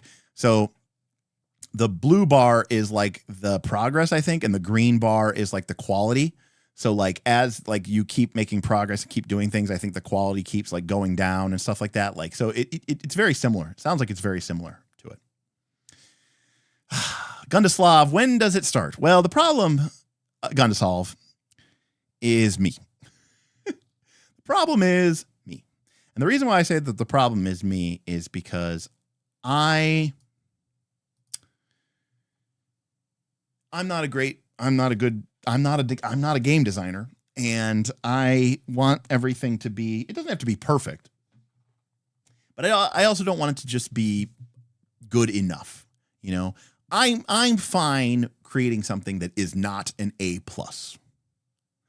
but I want it to at least be an A-, right? At least should be 90%. The idea of me going, this is good enough, it'll work, it functions, it's a C, it's a C, it's a C-, it's a C, it'll work, it'll get it done. And then shipping that, it doesn't work for me, And Tundla says, don't let the perfect be the enemy of the good. And for me, it's not the perfect. It's just it's the high quality. It doesn't have to be perfect, but it does need to be high quality. I'm not above, scrapping something and restarting if it doesn't meet my, qualifications. And so the problem with Dragontide, not that this is going to become a Dragontide thing here, is, okay, real quick. I didn't mean for this to happen, but let me go home real quick here.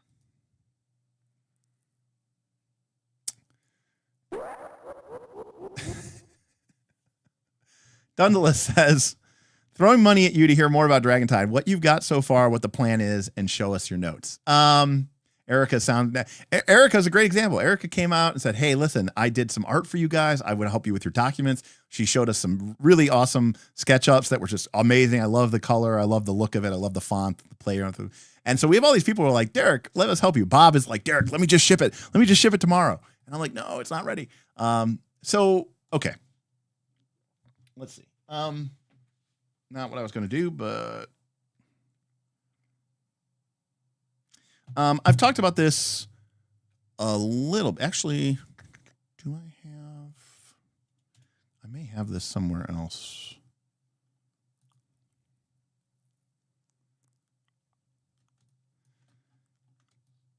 Okay. That's true. You did not do it in the phrase of a question. Okay. Very briefly, The idea, so there's a lot of issues because I'm trying to solve multiple issues at once. One of the main issues that we have with our mega games, that is our Pathfinder 2 mega game, right? Northern Reaches, is we have people who play, and fundamentally they're playing Pathfinder 2. And that means that they're going to spend, 3 to 5 hours sitting down with a game master. So you have to have a game master. And then you have to have, 3 to 5 PCs. And you have to organize that, and you have to get that set up, and you have to play the game and do all that. And that means that the GM has to prep and, create an adventure and do something and make a thing on the Foundry, and then you have to go and get that and play that. And that's great, and that's awesome. I mean, that's what we're here for. And that's true whether we're playing anything else or not. And so when we started talking, when last year, when Dragonbane came out and made quite the splash, and immediately there was again, some of this is historical. Some of you already know this. I apologize in advance. One of the problems that we had with Pathfinder 2, which kind of we solved, but at the time, one of the problems that we had with Pathfinder 2 is that people who played a lot leveled up, and people who didn't play a lot didn't level up. And it was hard to, if you were level 11 and everybody else was level 5, or if you were level 5 and everybody else was level 11, it was hard for everybody to adventure together. Now, with our last Northern Reaches game, which was called Southern Beaches, we just did it where everybody leveled up at the same time. In fact, you didn't really earn experience points. And I thought, it was kind of an experiment.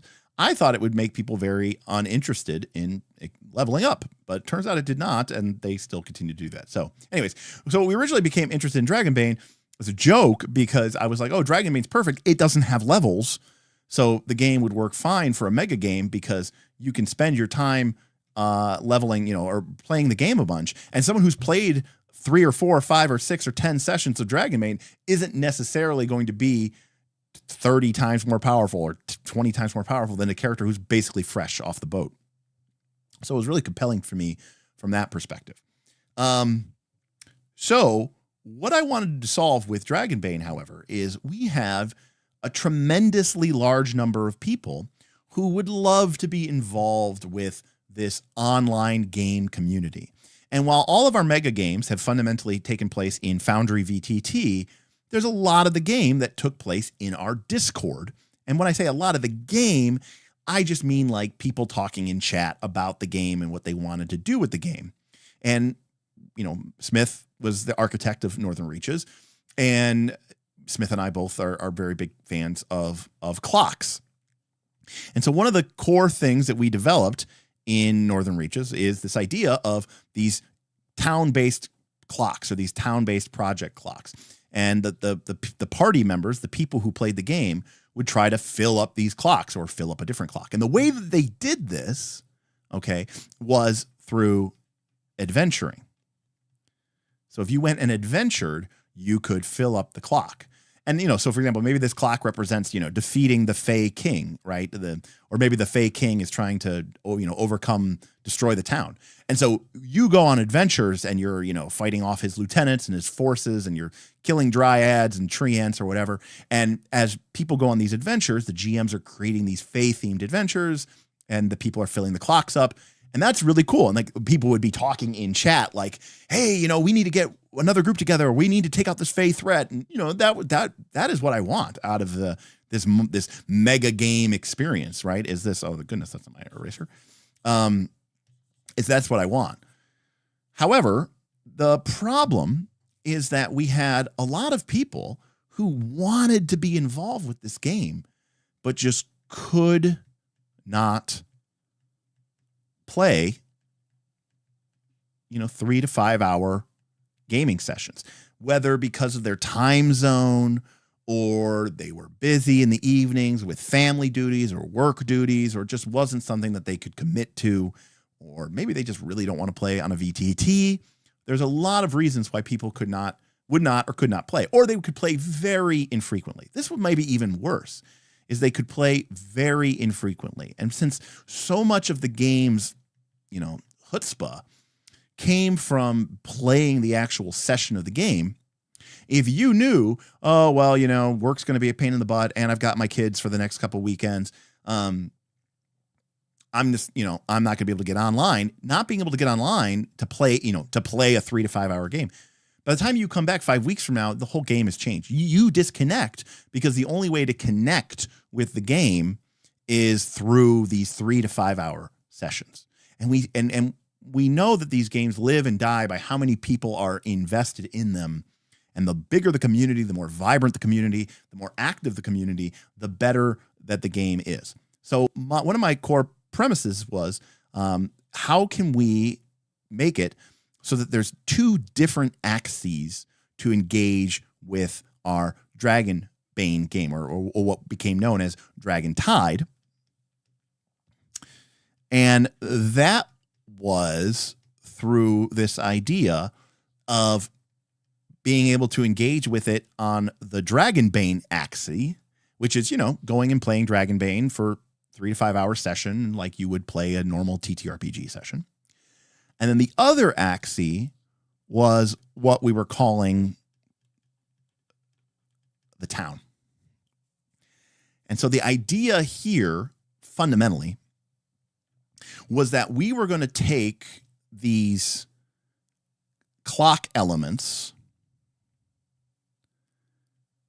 that might represent challenges to the city or opportunities to the community, and instead of exclusively filling them up by players going on adventure, we were going to give people an interesting way to fill these up using the town. Now, again, this is a lot of history and going into stuff. One of the things that we did in Northern Reaches, and I say interesting because this gets back to my problem of interesting. One of the things that we did in Northern Reaches Season 2 was players got 3 downtime actions per week. And they could use these downtime actions to craft. They could use these downtime actions to do some other items and other things, retrain their characters. The idea is, just like in Pathfinder 2, you get 3 actions per combat round. We were giving you 3 downtime actions per week, right? We were trying to keep it resonant the same. Now, a problem or whatever that we included was that you could buy additional downtime actions for our silver ticket currency. And, the idea here was that people might buy a couple extra silver tickets. And we didn't limit it. And then some people ended up buying like 10 or 20. Now, why did they buy so many of these downtime actions? What were they doing with them? Well, the problem was we created a system where players could spend their downtime actions to help fill in clocks that they were trying to fill up. And it took a lot of downtime actions. But to be clear, this was not a very interesting mechanic. It was just spend the downtime action, right? Just spend it. And so while that gave people, quote unquote, in the town game, a way to influence clocks, it wasn't fun and it wasn't interesting. It was just, hey, you got a couple extra downtime actions, drop them into a clock. Oh, you're gonna spend 100 silver to get 4 extra downtime actions. So you have 7 downtime actions, drop them in the clock. And it was quick and it was short and it was simple, but it was also very dull and boring. And, just was, and the clocks themselves really only mattered for the adventurers, right? The people who were going and doing these adventures. So while it was interesting, I found, or while it kind of worked, I found it to be a little bit boring, and I don't think it had much gameplay to it, right? There was not a lot of agency. There wasn't a lot of decision making to make, unfortunately. So one of the things that I wanted to solve with Dragon Tide is I wanted to give people a legitimately interesting and fun experience, and to really feel like they were part of the Dragon Tide game, even if they couldn't really play that much Dragonbane, the actual, TTRPG where you're playing with 3 to 5 other people and a GM, but instead give them an interesting game experience through the town. Now, we went back and forth on this for a long time, and some of it has to do with technical limitations about what we can and can't do. Because historically, by the way, all this stuff has basically been done on like Google Sheets and using dice rollers bots in Discord. But the fundamental requirements of this is that it had to be autonomous, Okay. No GM. You have to be able to do this on your own. And it has to be asynchronous. This means that you have to have the ability to take your actions at any time independent of when other people are taking them.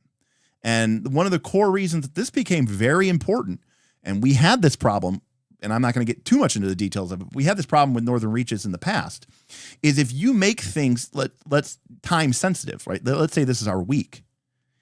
If you give an advantage to the person who can log on every day to do, their daily quest, then you're penalizing the person who can only get on Saturday and Sunday.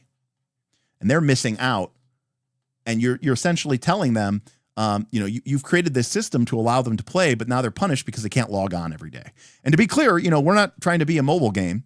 Mobile games have a very real incentive for trying to give you daily quests because they want you to log on every single day. And if I wanted to do that, if I somehow had an incentive to get my patrons to log on every day and make them feel bad and get FOMO if they're not logging on every day to do their daily quest and do this other thing, I could implement something like that. But I'm very specifically not trying to implement something like that. I want to give players the entire week.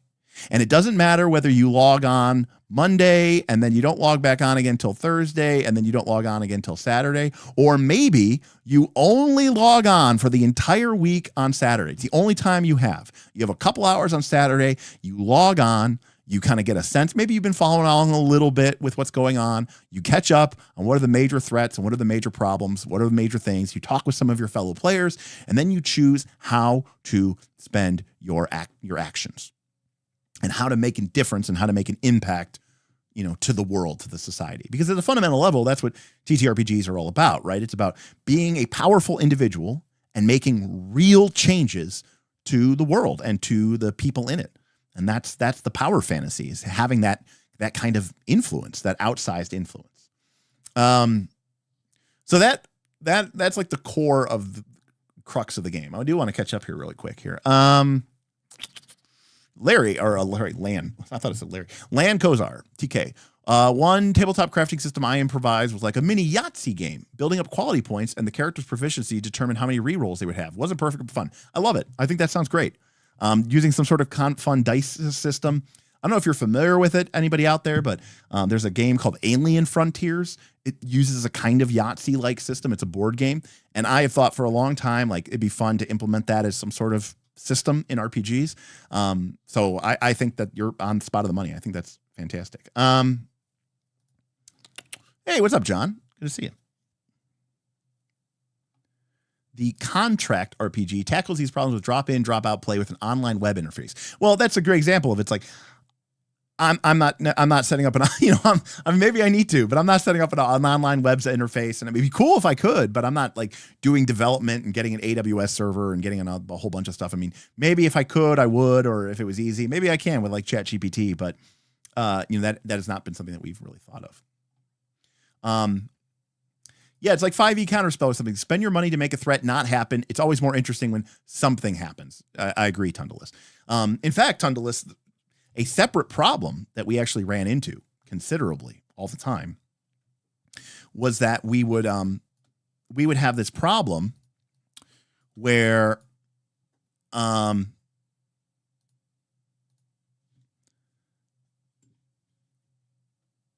we would have like, there'd be like 3 clocks, right? And the time is ticking, right? The group has till the end of the month to fill in these clocks, and maybe the 1 clock is to like, I don't know, improve their magical defenses. And another one is to, get better weapons. And then maybe another one is, about, I don't know, lore or some sort of information that you're going to gain. And, you have to make important decisions. Time is ticking. And what you would have is, maybe there's somebody who goes, I think magical items are important. I think we need to have more magic. So those 2 players or those 3 players, they spend that whole month trying to fill up the magic clock. But, they're not able to convince other people, or maybe they feel like they're being ignored, and maybe people think their idea is stupid. or maybe other people are just more interested in getting better weapons. And so everybody else kind of just fills up the weapons clock. And then the month ends and the weapons people are like, yay, we feel like we really invested, into doing something cool. And then all the people that invested time and energy and going on adventures and trying to get their magic clock filled up, they get nothing. And this made them go, oh, okay, well, I'm just not going to engage anymore, because it's like I put all this time and effort and energy into something and we didn't get anything. We also had a problem in Northern Reaches Season 2 where we had what we call tug of war clocks, right? Where the idea was that like one side wants the clock to fill up and the other side wants the clock to empty. And so, the clock starts, maybe it's it's like a 10 clock or something, or an 8 clock, and it starts off half filled. And it's like, okay, you can either take adventures to fill the clock up, or you could take adventures to make the clock empty. And whichever side gets it full or empty first wins. Well, then what we had the problem of is, someone goes on an adventure and they're like, yeah, look at me. I'm cool. I'm helping my team out. I did the thing. Look, we're at 5 o'clock. And then the next group of adventurers comes and erases what you just did. And then another group comes in and goes, look, we're filling this up. And then another group of adventurers comes in and undoes what you did. And then they undo theirs. And they're like, look, haha, we're winning. We're going to empty it up. And then somebody else comes in and fills it up. And people just became number one, they became very vitriolic. Even for an online game of PF2, people became very vitriolic because it felt like people were directly trying to fuck you over. And in a sense, they kind of were. And so, this tug of war clock really was a problem because, and it wasn't like NPCs versus PCs, right? You had PCs on both sides of this. And this led, now some would argue this is really interesting stuff because what this led to was all sorts of crazy politics. And when new people would join the game, these factions, there were 2 factions that sort of emerged. They were called the Lumberjacks and the Jagged Pine Pact. And the Jagged Pine Pact was a pact of people who wanted to save and preserve the Jagged Pine Forest. And the Lumberjacks wanted to take it for all of its resources.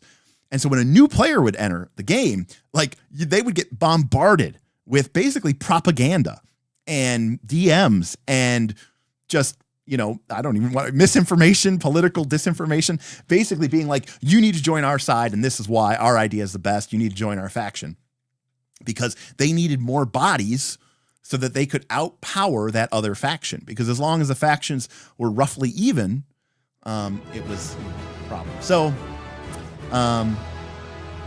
hey. DR Metropolis. Thanks, Dr. Metropolis, DR. Just showing support. My question is, are you excited or apprehensive on the rapid improvement in AI? We're on the cusp of fully autonomous DMs and instant world, NPC etc. creation. Oracle tables on steroids. Curious on your thoughts. So, I am kind of the bad person to ask that. And the reason why I say that is because I work with large language models and AI for my job, and I'm a data scientist. So I think this stuff is really neat, and I think that this stuff has, now I think we are, at the Nokia flip phone level of this stuff. And as a result, I think that the stuff that we have right now is mostly, it's the tip of the iceberg. And I think there will be a day in the near future where we will have the iPhone. And I don't, and there's certain industries and certain uses of this thing that I think, I can tell you this, for me, like it has changed fundamentally the way that I program and code. I'm a data scientist, so I'm not like a full stack developer, but it's changed the way that I write SQL. It's changed the way that I write Python. It's changed, it really has expedited and sped up my workflow. And even for me as a GM, I think it's a pretty powerful tool. Now, I'll also say that like autonomous cars don't have to be perfect. I know people want them to be perfect. And whenever an autonomous car crashes, people are like, see, AI driving cars is terrible. But they forget that like literally tens of thousands of people crash their car every day. It doesn't have to be perfect. It just has to be better than people on average. if the average of driver is a 5 out of 10, then if car AI drivers are 6 out of 10, that's a mass improvement. So yes, I think some of the great, perfect, awesome, amazing GMs out there, no, like AI is not going to touch them. But I've been to a lot of conventions, and I've been to a lot of local game shops, and I've seen a lot of GMs out there. And I don't want to shit on my fellow GMs out there, but I've seen some really horrible, terrible GMs. And I actually personally think that just ChatGPT 4 and its current state is probably a better GM than like the bottom 25% of GMs out there today, maybe. Shrug, I don't know. So, yeah. So again, I don't think it's going to like, completely eliminate us. But the other thing is, I think you need to understand is that for some people, the lack of a human interaction is actually a benefit. It's to their advantage. They don't want to deal with people. They don't want to deal with the scheduling issues. They don't want to deal with all this stuff. I mean, hell, everything that I was just saying here on, about my game, imagine if we had autonomous GMs and we could just spin up a game for you whenever you wanted. I mean, that would be amazing. That would be great. So, as it is, one of our main problems is getting people to GM, So, and we have a group of people who are very into GMing. Actually Anonymous. Actually Anonymous tipped $5. What systems, if any, are most AI GM resilient/resistant? Put another way, which systems make the best use of the human element? That's a great question. A lot of people might say like, oh, Blades in the Dark. I actually don't think Blades in the Dark is a good answer, because Blades in the Dark actually is one of the ones that I actually think could really benefit, because the AI is going to be able to think of, so many more interesting consequences and tropes, because of your responses. So in that regard, and if you're playing to like a tropey game, ironically, it may be the tactical games that are the most AI resistant.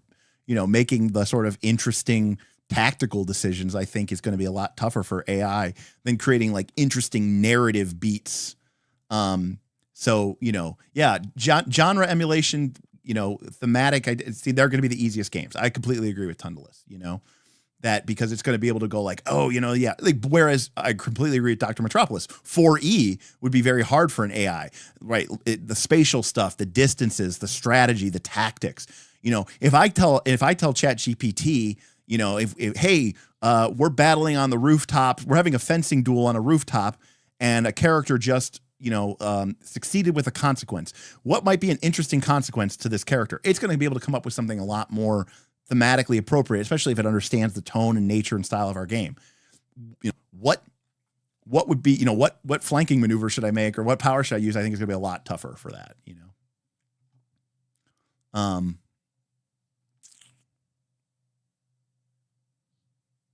What are your thoughts on the idea that it's a detriment to creativity and that you lose something when you use an AI instead of your brain creativity?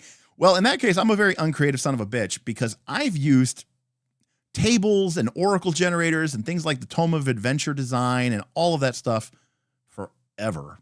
So I've always used random tables and oracles and, random generators. And, I've used those since the day. I mean, there was a random dungeon generator in the first edition AD&D guidebook. I mean, you generate something randomly, and you, as a human, could use it or lose it or change it.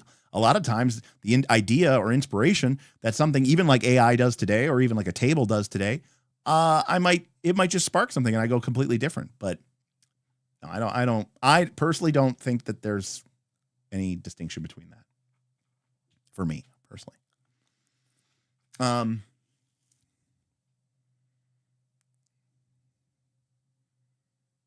I agree with La Flamel. I mean, certainly for the next decade, I think there's more opportunity for a GM plus AI than an AI as a GM. And, for me, for someone like me, if I go to ChatGPT and I type in, let's say, I want to create a 4 to 6 location adventure site centered around an orc war chief. Give me his plan, motivation, and summary of the locations and what might be found within them. And, you know, I can just type that in and, okay, adventure site, the Red Fang Stronghold. The Orc War Chief, Gorvag Redfang. His plan? He's not just another simple blood raider, he's a visionary. He believes that orcs have been used as disposable warriors for too long and seeks to carve out a true orc nation.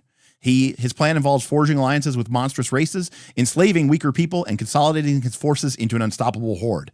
He has fortified an old ruin deep in the wildlands, creating a central power base. His goal is to muster enough warriors and siege weapons to sack a major nearby human city, proving that orcs are more than just mercenaries and bandits. They are conquerors. So the locations of the Redhead Stronghold, there is the Ravish Outskirts, the Scouting Perimeter, the Slave Pits, the Beast Pens, the Iron Forges, the War Chief's Hall, and the Sacred Blood Altar. And then they give us a bunch of adventure hooks and encounters. Stealth or siege. Should we sneak in? Should we sabotage key locations? Should we do a direct assault?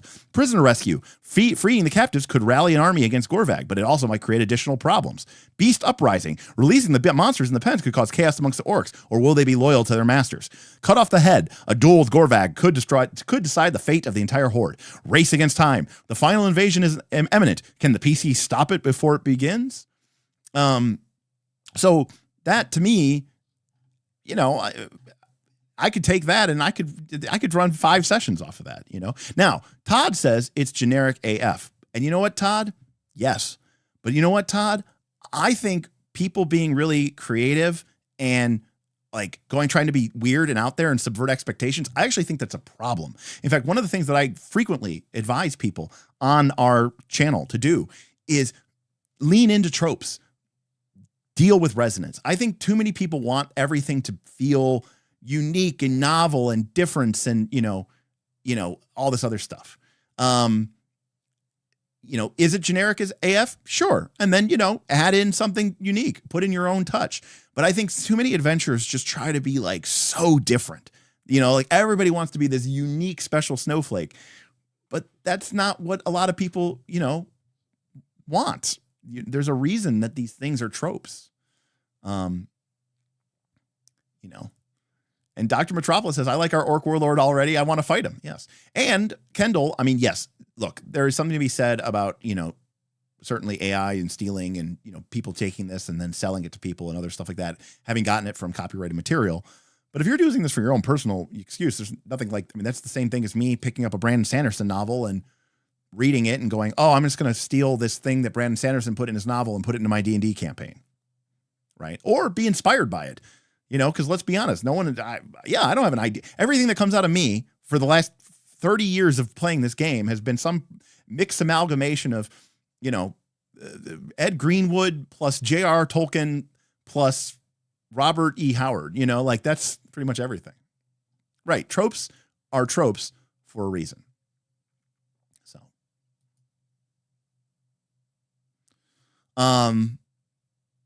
anyways.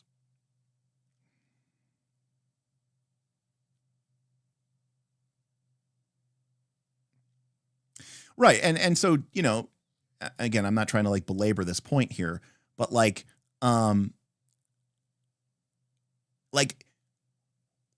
if you're going to make cookies, you know, sure, there's a time and a place to make some sort of radical new cookie, you know, oh, this is my fish cookie. Look how different it is. And look how avant-garde it is. It's my deconstructed cookie, right? It's one big chocolate chip and then it's got little, you know, chips of cookie dough. It's like, okay, but sometimes it's fine just to make a chocolate chip cookie. And that's what people want, you know? So.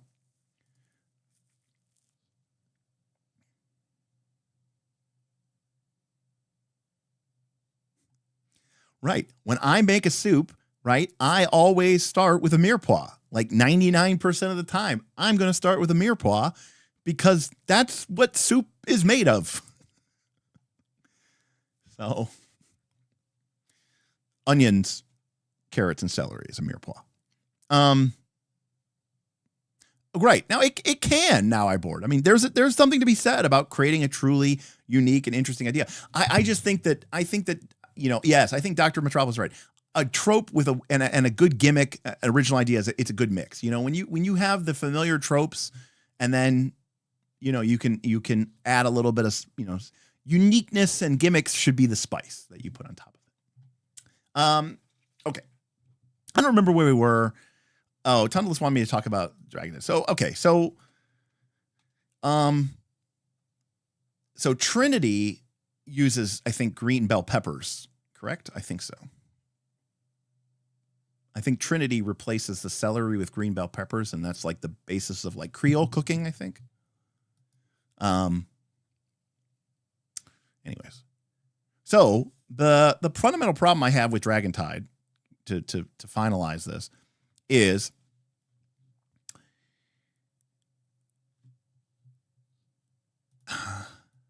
how can I make this bigger? Let me make it bigger. No, probably not. Okay. How do I make the actions and choices that the players take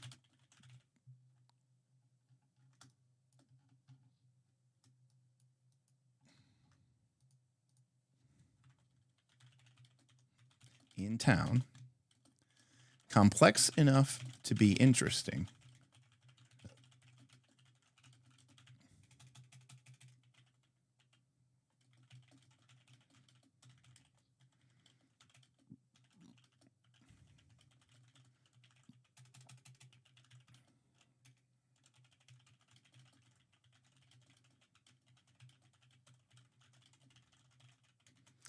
So this is fundamentally the nature of my problem. How do I make? Okay. Thank you, Travis. Thank you for the. I'm not as familiar with that style of cooking. Like Trinity replaces carrots with the bell pepper. Got it. How do I make the actions and choices the players take in town complex enough to be interesting? Remember, the players are playing solo and they're on their own time, but not so complex that it becomes burdensome or impossible to run given our technical limitations. Now, what specifically do I mean by that? What I mean by that is, let's say that I want people to feel like they are engaged in the game. If a character has, let's say they have 12 downtime actions for the week. Well, I don't want them to be done. What was your gameplay experience this week? Well, I came on, I used my 12 downtime actions, and it took me about 8 minutes. So my level of engagement with this game was 8 minutes. Now, clearly, it can't be like 6 hours, because if it could, you'd probably be playing the game as itself.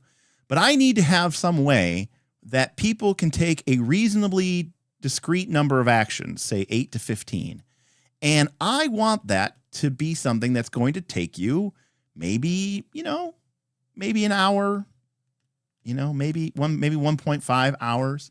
I want it to be a bit of a puzzle, because again, this is the opposite of TTRPG design. And the opposite of board game design. I kind of want these decisions, these actions, to actually be kind of complicated, because I want you're sitting at home alone. It's kind of a puzzle to solve. And I want you to be faced with all these decisions, and I want you to have to make interesting choices, even within the context of a decision. Because if you could just, going back to our Northern Reaches season 2 example, if it's just, okay, I'm going to spend my downtime actions on, okay, I'm going to fill that clock, and then I'm done for the week. And it's like, you didn't really make any really interesting decisions. You didn't get to roll any dice. You didn't get to make any sort of response to your failed actions and how that might change your outcome.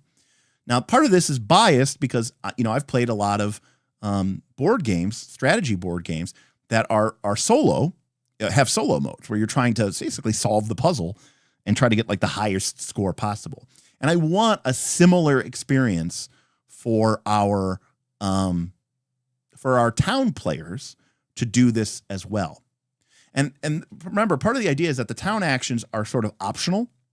And generally speaking, if players are building, so to speak, for town, they're going to have more of these actions. The players who are fine just adventuring all the time, they might only have like 3 or 5 of these actions a week. It may only take them 15 or 20 minutes to knock them out, and that's fine. Because that's not what their main draw of the game is. I'm thinking about the player who can only play this game through the context of these actions.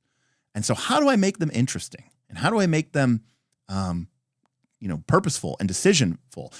But we're running this on Discord. There's no game master. Your information, you're self-reporting. It's autonomous. It's asynchronous.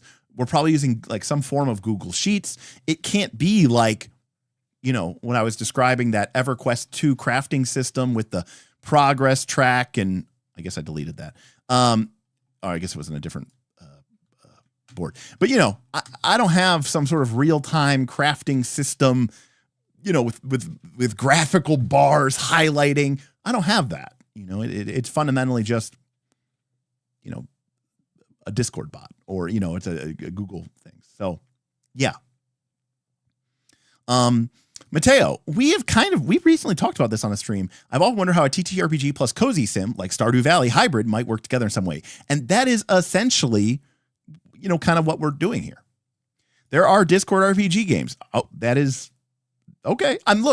Yes, it can be done. Is it going to be doable by like me and Bob? No. Like I'm not going to build that. I don't want to build that, I don't have the time or the inclination to build that out. It'd be cool, and also who am I building that for, Jackal? The 25 people who are going to play, this game. Cause I'll level with you guys on cause this is more of a holistic multi-game experience. Okay.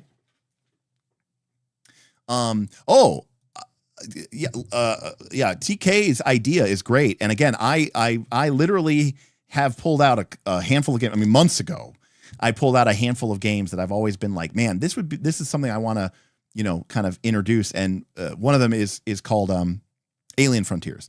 And Alien Frontiers, let me see if I can find a board game of it. Let me see, I'm in board game. If I can find an image of the map.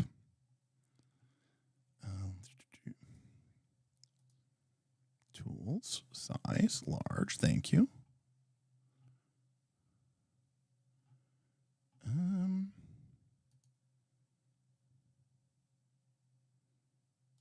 Okay.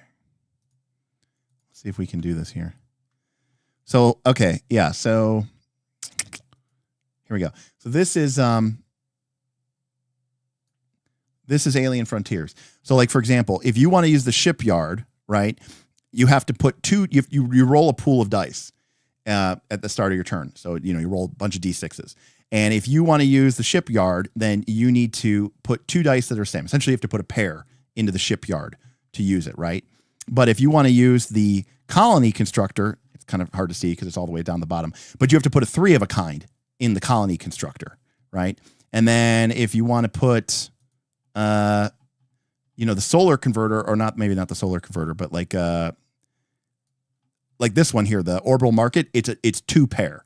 Or the Raiders outpost basically has to be a straight, right? You need 3 dice in order. So it has to be like a 2, 3, 4, or a 4, 5, 6, or a 1, 2, 3, et cetera, et cetera. So there's this, the lunar is you only put 1 die at a time, but each die that you put in has to be higher than the dice before it. So if you put in a 1, that's great, because then other people could put in, other people could put in dice. But if you put in a 6, no one could put a dice higher in than it. So it creates this like really interesting kind of like play experience with essentially Yahtzee mechanics, which is pretty cool. So what I was originally envisioning was that Dragon Tide, and this is also why it was very different and why I'm like kind of butting heads with people like Bob a little bit, is because, people like Bob and people like it were just like, I want to play Dragonbane. I want to play Dragonbane. I want to play Dragonbane. I want to play Dragonbane. I want to play Dragonbane. And I'm like, okay, well then you could just go play Dragonbane. There's nothing stopping you from doing that. You could go play your Path of Glory campaign, which is totally fine. The whole idea is that we have this idea that like Northern Reaches is synonymous with PF2, which is fine. But what I wanted to do for Dragon Tide is I wanted to create this central game experience that was Dragon Tide. And there was going to be 3 ways, my original vision, of interacting with the Dragon Tide game. And the first was going to be Dragonbane Adventures. One of the ideas of Dragon Tide is that it is set on an archipelago and that the characters will have access to ships, and they will take these ships to go on island adventures where they will go and play TTRPGs the way that we think of TTRPGs, right? And they will interact with the Dragon Tide game way in, a standard type way. So Dragonbane Adventures, you go, you have a session, you go to an island, you explore the island, it's a hex crawl, you go into an adventure site, you go into a dungeon, you fight monsters, you recover treasure. You're interacting with the Dragon Tide game that way. Has a GM, right? And a couple of players. So so it's multiplayer and it's GM. The second way is going to be through what we were calling Stormreach. Stormreach is the name of our city.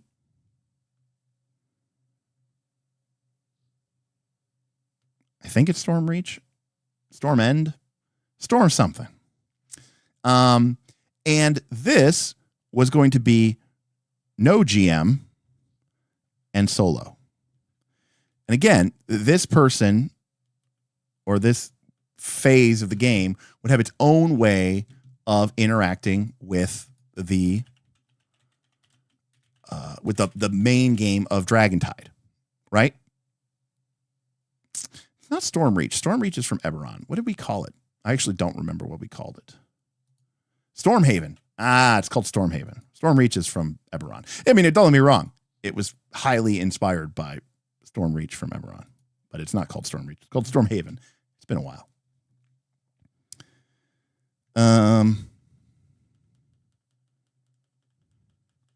Stormhaven.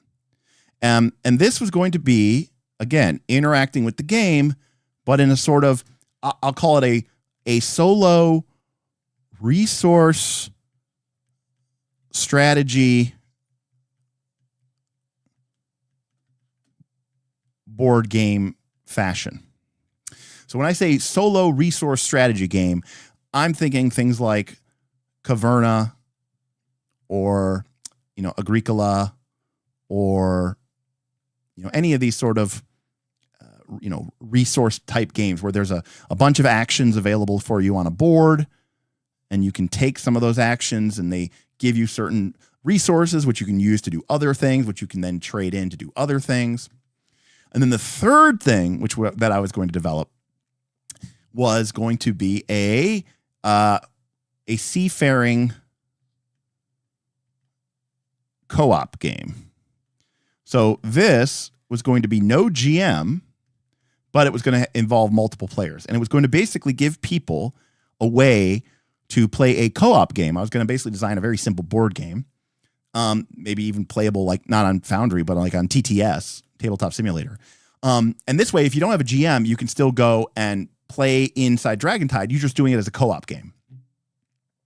And I was going to steal, beg, borrow heavily from Reiner Knizia's Lord of the Rings co-op game for this one, just FYI. And so this was going to give people a 3 different ways of interacting with the game. And ideally, we would, that way people could interact with them on whatever level or basis that they want. If you never have time for anything or your time zone sucks, cool. You can go and play the resource strategy town game. And if you love RPGs and you love swinging swords and killing monsters and going and getting a GM and doing all this stuff, cool. You can go on Dragonbane Adventures. Or if you don't have time to set up with a GM and you want something maybe a little bit more casual, but you still want to play with people, then there was the seafaring co-op game. But the fundamental idea is that all 3 of these elements of the game would be driven by, and in turn would drive, the sort of overarching narrative of what's going on in the Dragon Tide game, right?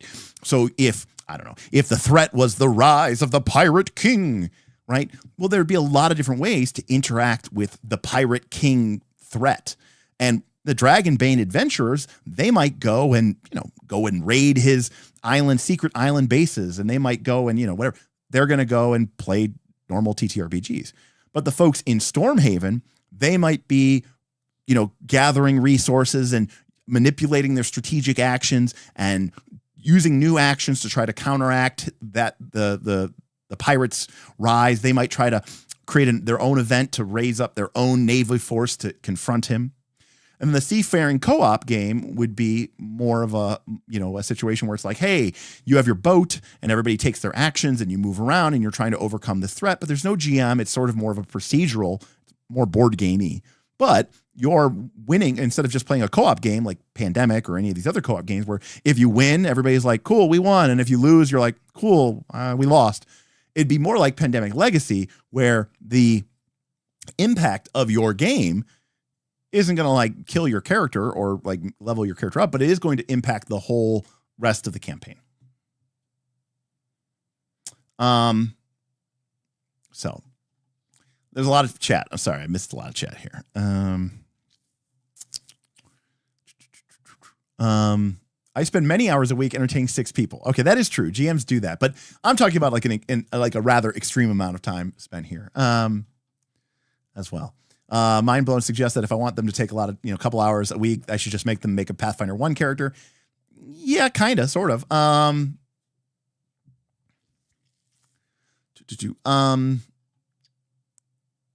Oh, you were saying that we should find one. Okay.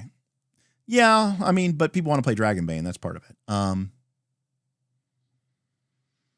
And yes, exactly. Pushing your luck is a huge mechanic element here, which I think is really, really great here. And Mateo, you nailed it. This is exactly what I want. I understand there's going to be some people who can't play in the TTRPG element of the game at all. But what I really would, I want people to play TTRPGs. I love TTRPGs. And so do the people who are playing. They'd rather be playing a TTRPG. They just can't. But this is a cool way that they can stay engaged by playing the Cozy Sim, and then they can get involved with their TTRPGs on the game day. Exactly. Sweet. Awesome, Sketchosaurus.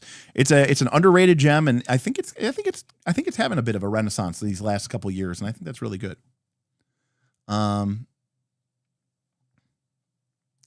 Right, you raid for adventure, and then you craft and farm mats during the week. I love it. I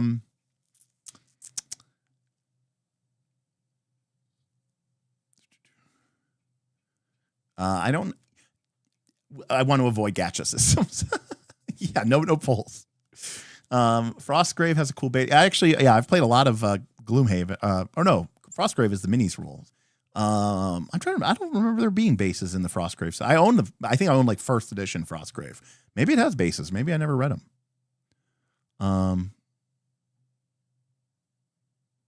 A War of Whispers is a board game where everyone has shared control of warring factions and they get points according to secret votes. Well, that's the other thing too. Like, I don't want it to be competitive. Like, I mean, there's like this idea, because like we've tried having essentially PvP before, not like literal PvP, but like abstract PvP. It just doesn't end well. Some people like it, but at the end of the day, like, you ever notice when you play an adventuring group, most D&D parties don't want there to be any party conflict, right? And so the same is kind of true even when we have 40 or 50 people. Resource-based co-op board games are fantastic. My family plays a lot of them. I've always wanted to incorporate one of them in the campaign. I agree. I think they're a lot of fun, and I would love to do that. And also, going back to this is where I think it's really cool. The key thing, that's not, where's our window?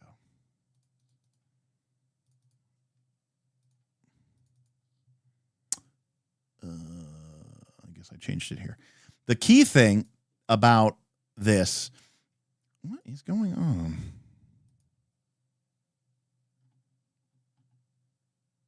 Okay. Whiteboard. All right. I don't know why that's not showing up. I'll go over here. Okay. For some reason that wasn't showing up there.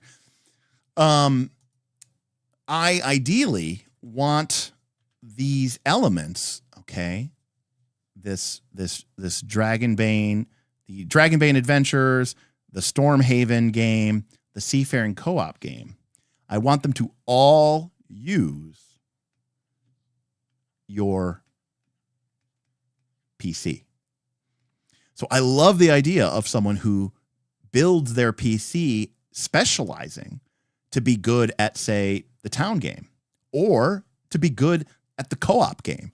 Like, imagine if your character isn't really much of an adventurer, you're more of a sailor, and your PC is really good in the co-op game. But you could totally go on adventures, and because it's Dragonbane and it's very forgiving, you know, you would still totally kick ass. But maybe you're not the best with armor and you're not the best with weapons, but your character is, mean with a rope and knows how to handle a sheet and, is quick on the wheel. So I like the idea that these characters could become these kind of very, have these elements of specialization, which I think is really, really cool.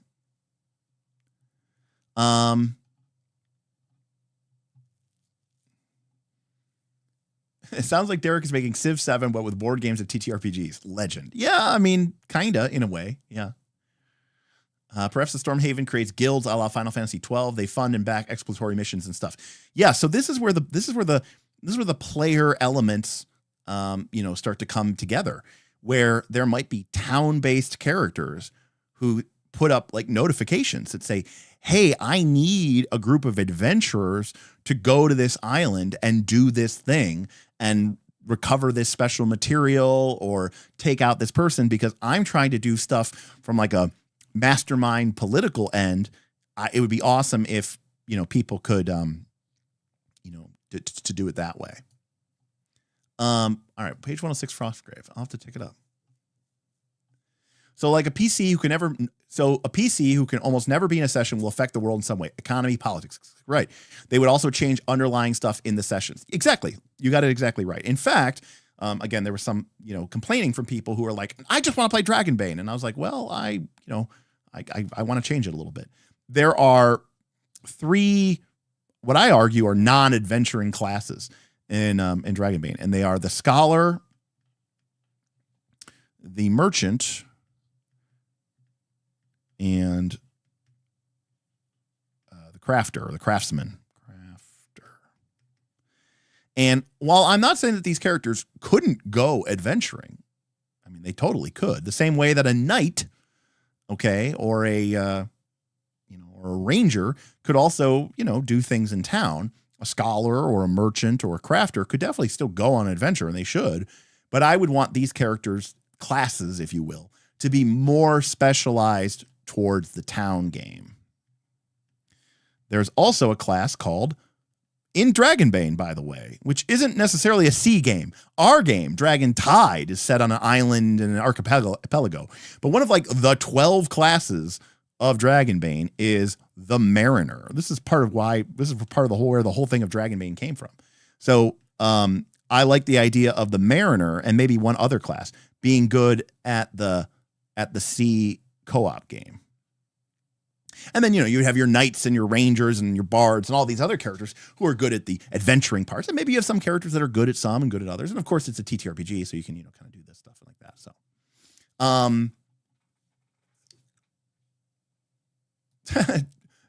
RFC was too short and not enough tangents. Look, we were trying to be good for Baron de Ropp and, for his interview, and we did a good job. We stayed on it, Exactly. We were offered bounties for hunting materials and things of that nature. A resource the session PCs need can only be attained by a good sailor. Exactly. So off-session resource gathering and all this other stuff, and we had all this other stuff. Yes, I'm the piano man. Love the idea of the Alchemy Guild stockpiling and distributing consumables for the adventure players to take with them. Exactly. It's all about there are people, believe it or not, there are people who play these games and are like, I just want to be crafting. I just want to be this cool guy who crafts cool items and owns a ship and deals with mercantile networks. I mean, that's the way they want to interact with the game. And maybe they do want to adventure and play the game, but they just don't have the time to do it. So this is the way that they can interact with the game. So, and yeah, I mean, again, the beautiful thing about Dragonbane is it doesn't work like most traditional RPGs. It's just a D20 roll under system. So when you drag the librarian along on the adventure, and again, we've talked about this before. on these, so I apologize. But the basic idea is that the game would have these quasi-abstract resources, and they would be called supply, wealth, knowledge, influence, and mana. And these would be, and I say abstract in the sense that like supply just means like stuff. Let me see if I have my document pulled up that I can steal from. Google Docs. I don't know what notes Bob has taken. I know he's taken a lot of notes, but when I'm talking, Bob is just trying to feverishly write things down as much as he can. Knowing Bob, he probably didn't write any of this stuff down, the stuff that's important. He's got a lot of stuff about combat and damage.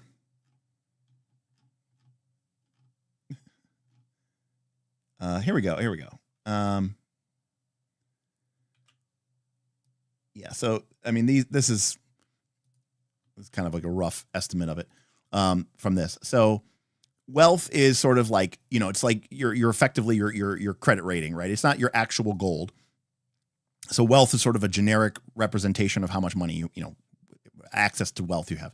Supplies is, you know, raw materials. It's kind of, you know, generic goods. And one of the things we're also trying to do is like solve some of the complex issues that come up and like in our TTRPG system. So like when in our game, like when you kill NPCs and they've just got like miscellaneous equipment, you know, leather armor, backpacks, miscellaneous bows and swords, instead of like tracking all of that individually, the GM would just say, okay, you kill the band of orcs and they have 3 supply worth of miscellaneous goods and gear, right? And so we would just call that 3 supply. And so it becomes a very generic resource. And so the idea is that adventurers, when they go out and adventure, it's fairly easy to gain wealth and supplies and even knowledge from, you know, ancient tomes and hidden crypts, and the characters can gain knowledge. And again, it's just an abstract way of sort of reflecting this. So when the group makes their way into an ancient crypt and they depict, you know, they decipher the ancient glyphs on the wall of the pillar, the GM, you know, they might tell them something in game and fictionally, but they also might say, you know, gain 3 knowledge. Influence is something more that you would really only gain in town. But in town, you could also gain wealth and supplies and knowledge. This is where the town actions come in. So you can imagine that a character could go and take an action to generate some of these resources. Furthermore, the character would also be able to trade these resources into and convert them from one into another. And some of this is like secret math stuff, but like all of these things have a effective value. I don't know why Bob put them in this order. This is not the order that they go in, but the effective relative value of these things is this. So like a knowledge is worth 3 relative value points. So for example, there might be a building, right, which lets you convert, let's say it lets you convert 1 wealth and 2 supply into 2 knowledge, right? So 1 wealth is worth effectively 2, and 2 supply is worth effectively 2, and 2 knowledge is worth effectively 6. So by engaging with this action, you are, you know, increasing the relative value of your resources by engaging in this action. But this action might be gated or predicated by some kind of check or some sort of kind of action. Yes, I mean, again, I you know, you see this wall behind me with all these RPGs? I have another wall, which is even bigger, that is full of board games. So yes, it is very Catan-like. In fact, to your point, Dungeons and Dragons role-playing group, one of the things that the group, you know, when I say the group, I mean like the 40 or 50 players who are playing, is they're going to want to upgrade their buildings, right? So in like a very Settlers of Catan style, you might start off with a 4-for-1 type building. You can trade this resource for this resource, but it's kind of a shitty trading rate. And then maybe they improve it and it becomes, 5 for 3. And then it becomes, 3 to 1. And then it becomes, 2 to 1. And, it just gets better and better and better and better. And like the town can, hey, we should, as a group, communally, we should build the Great Bazaar, which is like a new building, which will change the way that we interact with these trading actions, right? And so, yeah, now Dungeons and Dragons and roleplay, how would you spend knowledge? Well, that's the thing you have to realize. These are abstract. These are resources. So it's not like my character is smart. That's not a way to think of it. Knowledge is, the way to think about spending knowledge is you have acquired knowledge that is going to help you deal with a certain issue or threat. And then once you've used that knowledge, it's now of limited use. If that makes sense. It's the same thing with like influence. How have you, you're right.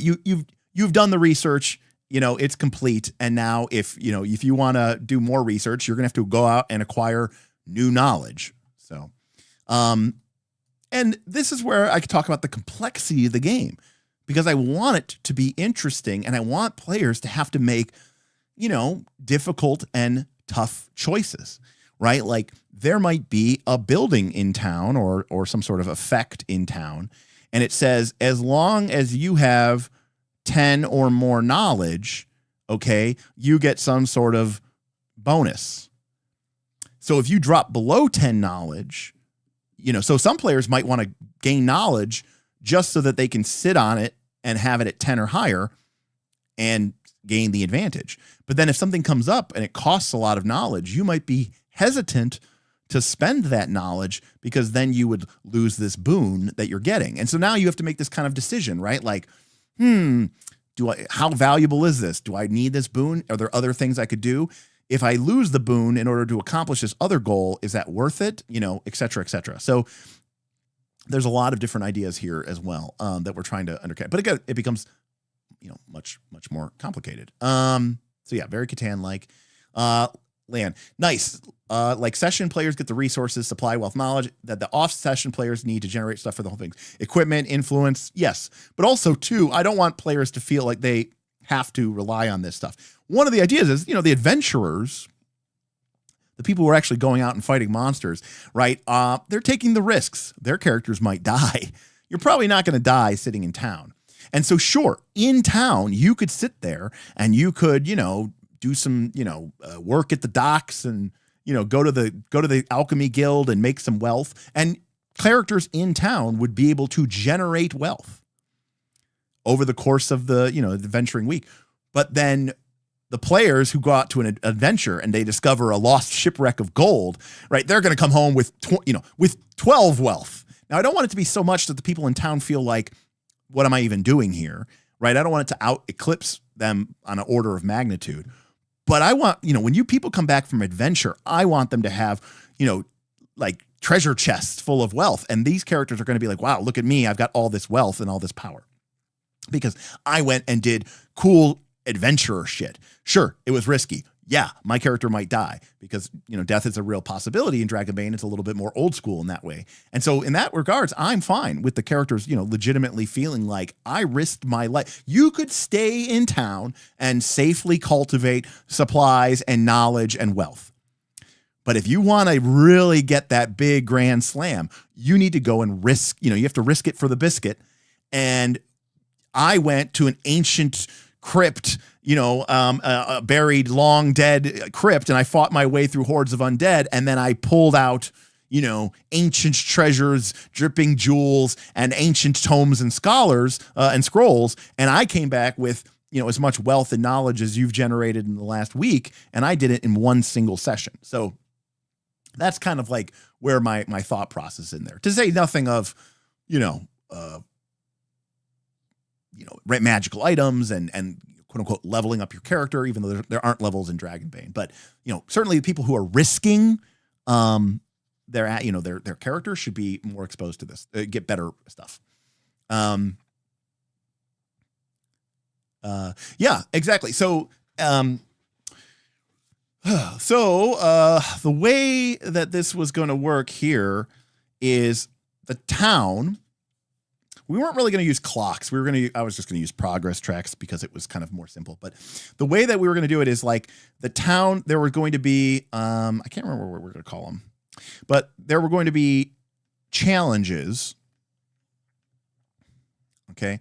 And challenges were a season in our game was going to be 3 weeks long. And a challenge represents something bad that's going to happen. And the town can work together to make it not happen. Okay.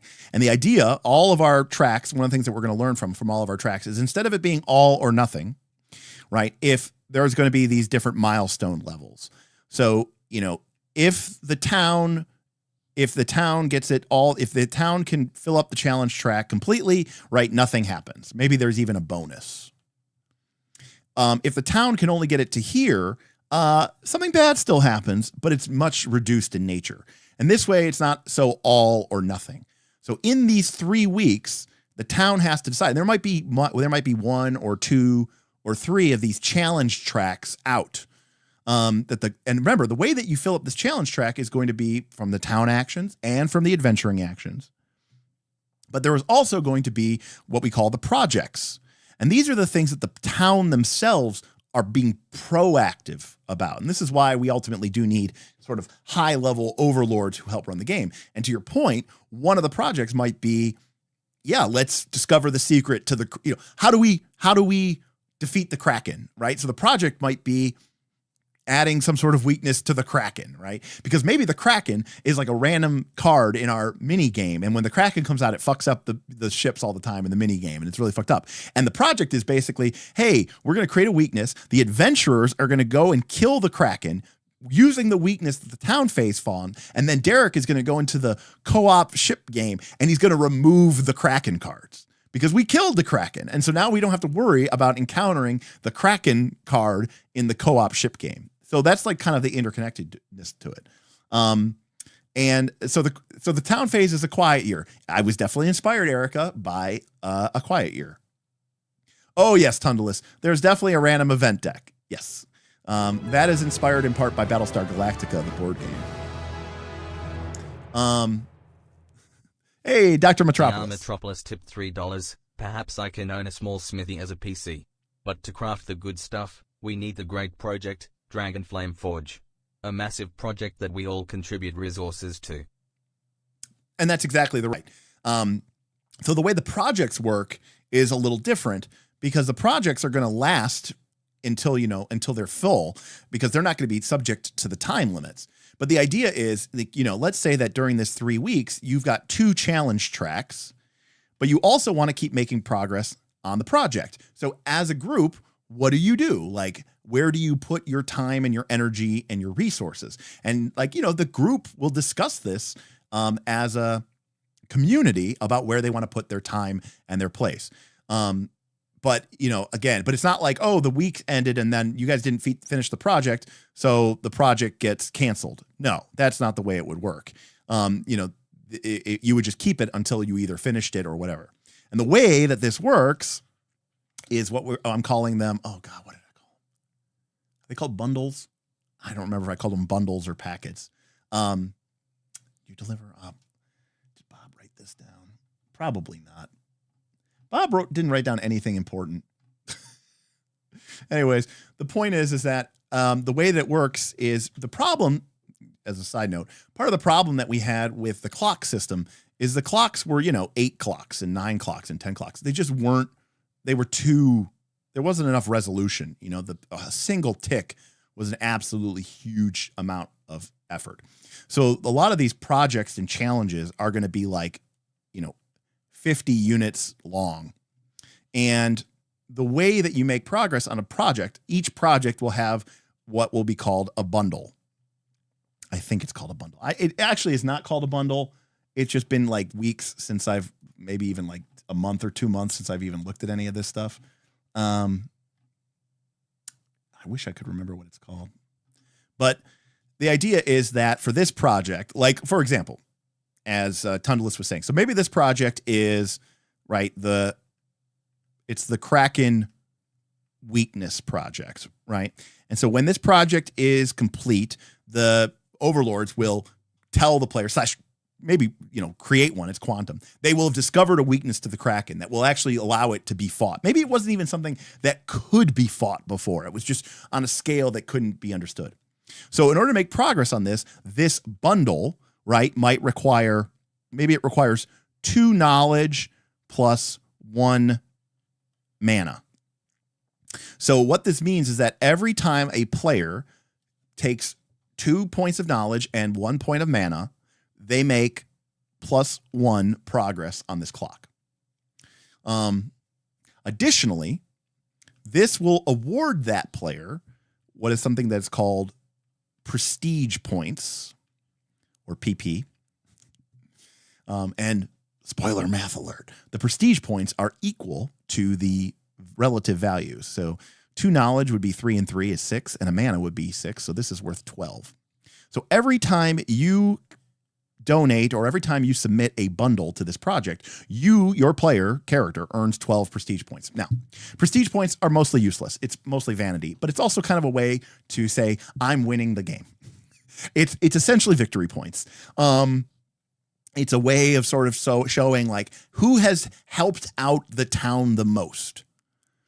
And so, by contributing to these projects, even if the project doesn't finish, you at least personally are earning these prestige points. And there's like a score, there's like a scoreboard, and like people will know who has the highest prestige points. And, we'll probably have certain milestones. Like, if you get over 500 prestige points, you're a hero of the city, or, if you get to 1,000, prestige points, you're given the key to the city. It's just these very like vanity title type stuff. It's not really a mechanical thing, but it is kind of like a scoreboard, and to say, hey, I was the town's most prestigious adventurer. Now, to be clear, you would also earn prestige points from adventuring, right? If the characters go on an adventure and they kill this legendary pirate lord, not only will the GM potentially award them with treasures and magic items, but the GM will have the authority to award them, everybody gets 30 prestige points. That's a big deal. On the other hand, if you go on to a random dungeon and just to get treasure and loot, and it's basically unknown and you're not really doing anything of special note, then the GM might award you very little prestige points. Because sure, you may have, done very well for yourself, but if it's not really affecting the town and affecting the community, then you're not going to earn prestige points for that. You're going to just, earn whatever it is that you earn. And so as a player, in town, I'm going to want to acquire knowledge and mana to fill up this project track. But also, there's going to be these challenge tracks that need to be dealt with as a community. And the challenge tracks, we only have 3 weeks to fill up before they expire and some bad things happen to everybody. So now, how do I get this knowledge? How do I get this mana? Well, I could go adventure to get it. I could take actions in town. And this is the ecosystem or I could go play the Seafaring co-op game. So this is the whole ecosystem that sort of evolves and how to interact with it all. And that's how we sort of arrive at this, hopefully, interconnected ecosystem where what one group is doing helps another group and vice versa. And everybody is kind of deciding in chat, in Discord, what's important, what should we, value. Like maybe the group as a community, fills up the challenge track to this level. And everybody kind of goes, look, we really want to finish this project. We're so close. I know that we could keep putting stuff into this, but we've got it to here. The negative consequence here isn't that bad. Let's leave it. Let's put our efforts into finishing this so we can take care of the Kraken once and for all. Do we all agree, like as a community? And there might be people who dissent, and that's, natural. There's going to be discussion. But the idea is that we foster that community aspect. But the cool part about it is the people who are helping fill this out may not necessarily even be playing actual TTRPGs. They might just be involved with this sort of, mini game type thing. Absolutely. I mean, we got to have statues or monuments or special icons for your Discord, right? For your name to show that you're a prestige leader. And I absolutely would love to have a leaderboard so people can, kind of flex on them a little bit. So like party plays 3 full sessions out to save the town. Meanwhile, off session PCs have worked together with tests, roles, mini games, whatever, to make the town they saved better. Right. And the idea is that you're going to work hand in hand. And of course, there's also land going to be the sort of what I call the ultimate player, right? The person who goes on an adventure, gets a lot of resources, loves the town game, engages with the town game, uses their resources to become, a really important person in town. And they're just firing on all cylinders. And obviously that person's great. That's the person that I want. If I could, everybody would be that person. But I understand that, 1, not everybody wants to do that. Number 2, not everybody can do that. So that's why we have this sort of multi-layered system. And also, there's also selfishly other reasons for this. Like part of the reason I wanted a seafaring co-op game is because when I was starting this off, I was just hung up on this idea. I love sailing vessels and, sailing and, ships, not like motorboats, but like an actual proper sailing ship.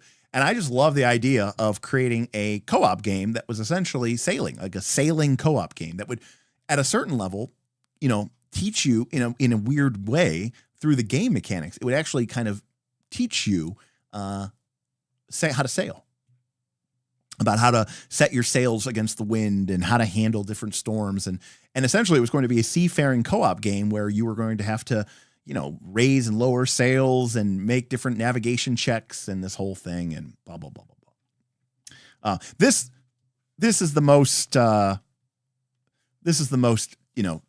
be determined. This one isn't really fully fleshed out in any sort of stretch of imagination, but,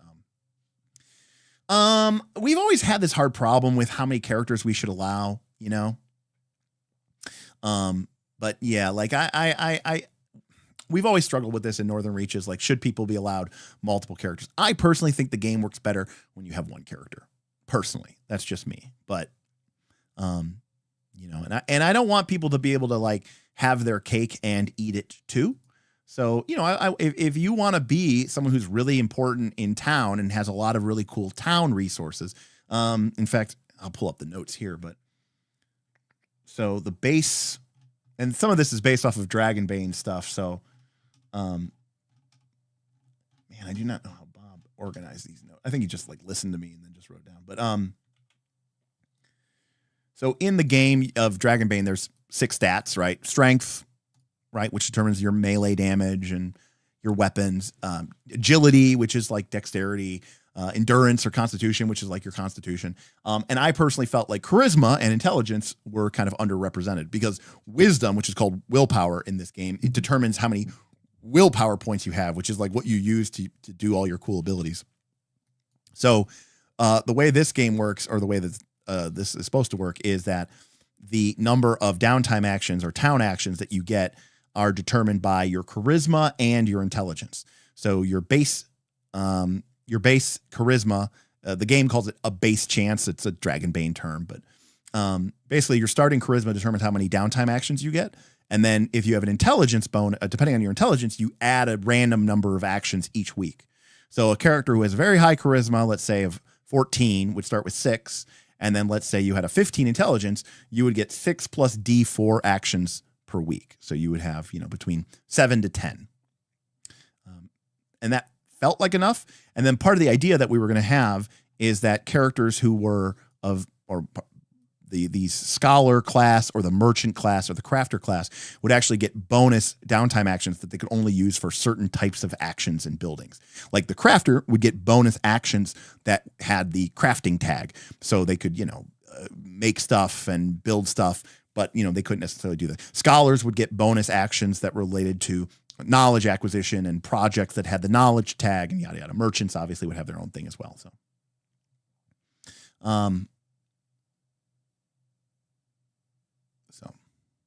yeah, but the whole idea here is that it is a mega campaign, so that's the idea here, is that it's not a normal game. This is not a one GM and 5 players. The whole idea is that it's spread out over this whole thing, you know.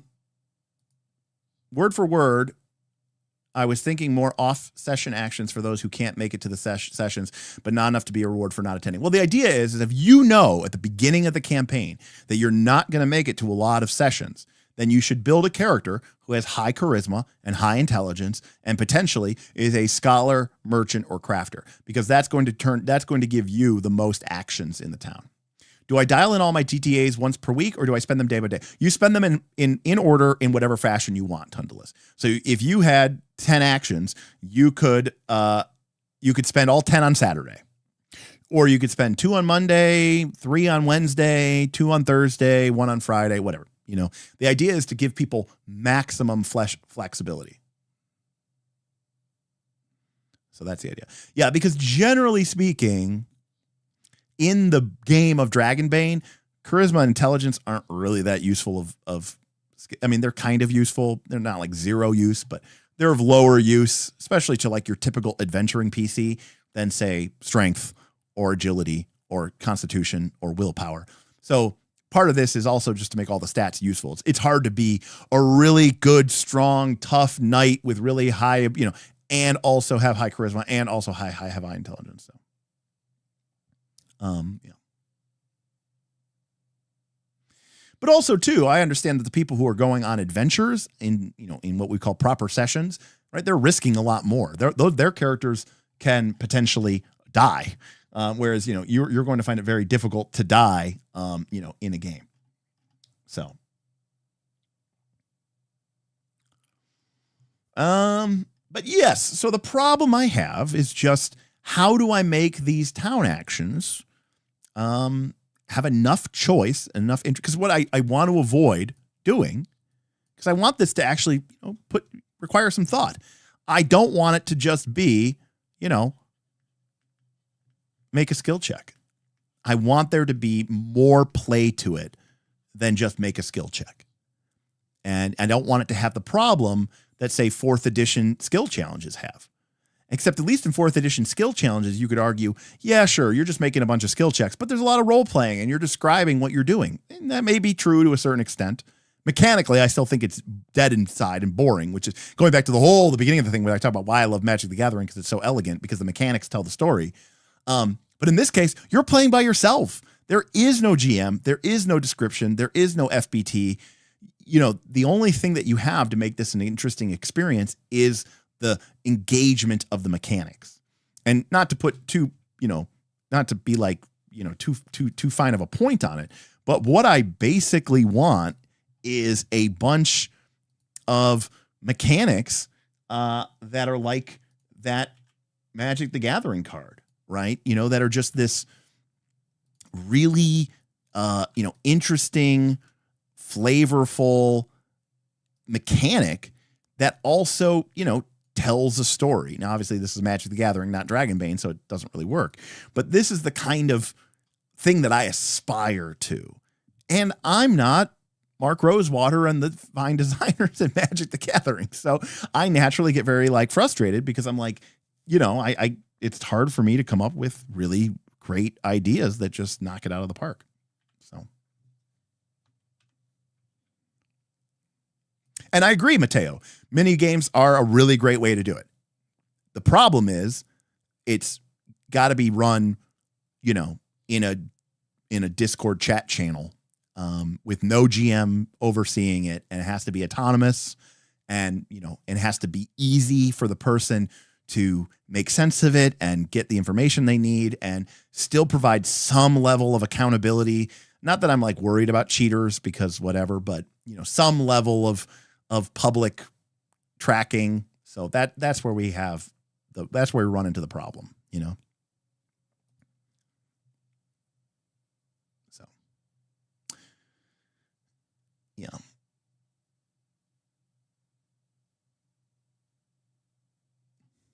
Right, but the problem is there is no GM. Right, there's no GM. the solo game is just un-GM. Tunnelist. No further questions. Oh, it's already 10, so we went a lot longer than this. Can't wait for the tide to come in. Yeah, I mean, you know, and also too, I understand that, you know, Dragonbane is not Pathfinder 2. Pathfinder 2, we might get 50, 60, 70 people to play in Northern Reaches. It does dwindle down to, you know, 30 people, 25 people by the end of the season. It always does. I understand Dragonbane is not going to get that many people. So you might say, Derek, why, you know, Bob is, this is Bob. No, I'm not complaining about Bob. I'm saying Bob is being very real. Bob goes, Derek, why do you even care? We're only going to get probably 20, 30 people to play this. We should just ship it. It's good enough. Slap some tape on it. Go, you know, make a check. It's fine. Go. That's just not the way I do things. You know, I would rather not release the game than release something that I just threw together just so that I could say it's done. Is what it really comes down to. Because again, this isn't like, I mean, not like my job, you know? So like, I mean, sometimes with my job, I'd love to have it be perfect, but you know what? It's due at the end of the sprint. So I got to get it done, and I got to, you know, and if it's not perfect, well, it's got to be good enough. But this is my love. This is my hobby, you know? But right. How do you keep people engaged with only a Discord text-based, math-based minigame? Exactly. And the answer is, hopefully, it's that interactive component. People aren't just making these decisions in a vacuum. They're making this decision with other people. You know, hey, what projects are we working on? What challenges are we working on? And that to that nature, you know. Well, the other problem about making it a card game or a Yahtzee-like game is ideally I want it to still work and resonate with the Dragonbane system so that your PC is applicable and useful in all three regions. So that's the other element of it, is I want, you know, and it's a lot easier to do dice rolls, like checks, you know, roll a D20. Did you roll under your skill, which is a check, in something like Discord, than doing anything card-based or dice pool-based and sorting the dice pool. I mean, I know there's some pretty cool dice bots out there, but I'm not necessarily familiar with them, and I'm definitely not programming or coding any of them. So, all right, well, I mean, we covered some pretty cool stuff here today. I thought, you know, for kind of a filler session, a filler thing. So I appreciate everybody sticking around. Remember to like the video if you enjoyed this conversation, and appreciate everybody throwing in some support for this content. Thank you to Tundalus, who dropped several super chats. Thank you. Dr. Metropolis, who drops numerous tips. Thank you, Dr. Metropolis. Thank you, Actually Anonymous. Thank you, Mad Bunny Artist, and thank you, Channon, for the super chats and tips. I really, really appreciate that. Yeah, a lot more effort to go with. I love cards, but you know, was there any Torchbearer talk tonight? No Torchbearer talk tonight. We did play Torchbearer last Sunday. It was really interesting. It went better than I expected. I think people enjoyed it. We're gonna do our Saturday crew session 1 in 2 days, so that'll be really interesting. But we did not. You know what, Booth? We talked a little bit about Torchbearer, about like, how do you make online play feel more like tabletop play? And for me, it's making it feel more tactile, and that's a big part of what I was trying to do with the inventory Roll20 system that I built for our Torchbearer game. Is I wanted people to get that sense of feeling like I'm looking at GM Scott's board. I'm looking at his area. I'm looking at his player tableau with the system.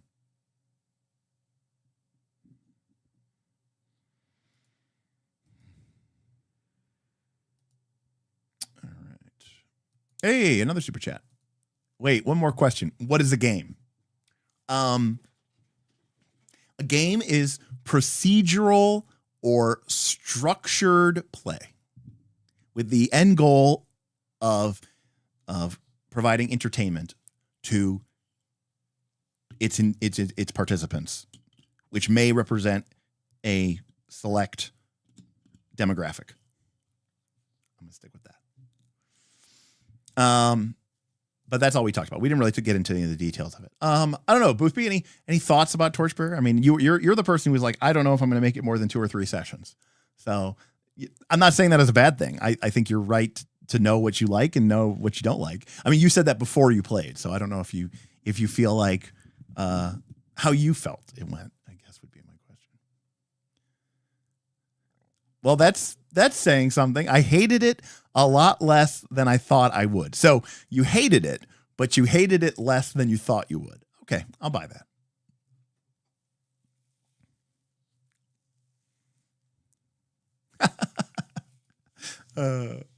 Yeah, I mean, it was, certainly an unexpected sequence of events, and I thought that's partially what made it a lot of fun. And, there's a lot of people who would experience this, for those of you who haven't watched it, but, how I feel about it as a long-term game, that is still up in there, and that's fair. That's fair.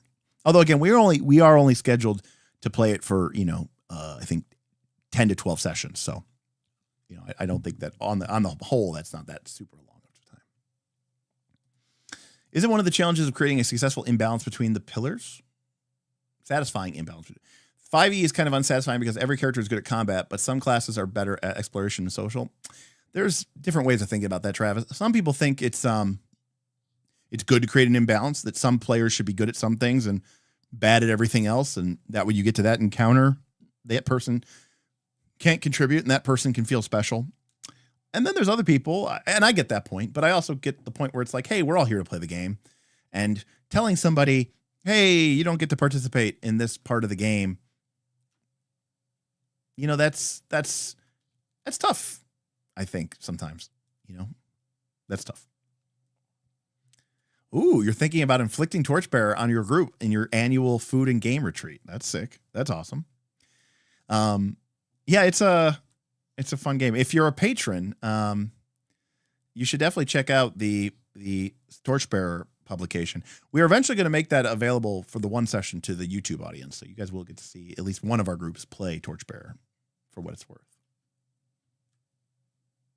If I can find a way to duplicate the tactile inventory management. Yeah, I mean, little cards works. I mean, honestly, it's not the hugest thing. Like, you can just write it down on your character sheet, honestly, but the pillars are such a wacky framework. Yeah, it's weird.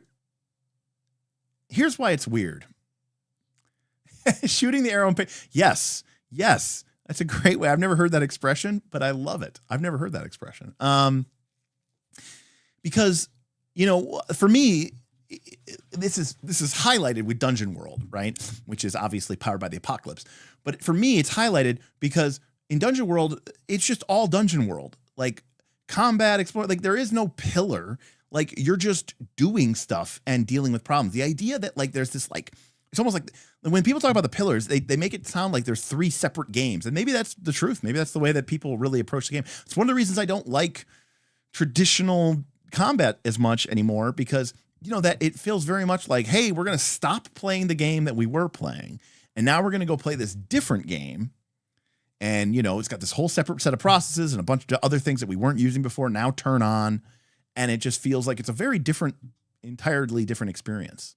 And so, yeah, it's, I'm kind of confused, but I mean, I like a good combat, and I like playing with minis and toys. I mean, that's just separate from that, but it's weird to, like, put things by talking about them as pillars. You're also talking about them as silos. And that's what I kind of find is very strange about this. Yeah, Star Trek Adventures is pretty good. But the thing about Star Trek Adventures is, like, is it really realistic that everybody would have a red shirt or a secondary character in every scene?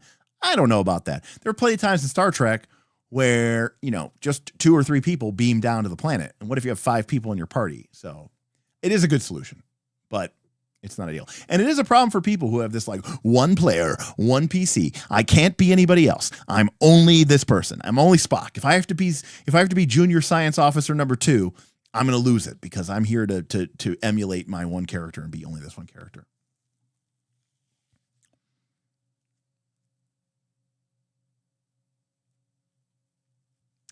Yeah, Lan, I see what you're saying. Yeah, yeah, I don't know how the depth of that game. I don't know how deep to take that game, in the town game. I don't know if it'd be too deep, of it is. You like cards, but only when you're the one who makes them. I like printing cards and prepping them too. Like, I have, just because I've been cleaning up my office. It's just like my office is just like loaded, like full of just these, all these different 4E power cards that we used during the era of 4E. Here's a level 19 Warlord power. Exhorted counterattack. Trigger. An ally within 20 squares of you is hit by an enemy. Effect. The target regains hit points as if he or she had spent a healing surge, and then makes 2 basic attacks against the attacking enemy as an opportunity action. If either basic attack hits, the enemy is dazed, save ends. And then if you have an Inspiring Presence, which, spoiler alert, this warlord did, the ally regains additional hit points equal to your charisma modifier and gains a bonus to those damage rolls equal to your charisma modifier. Hot damn.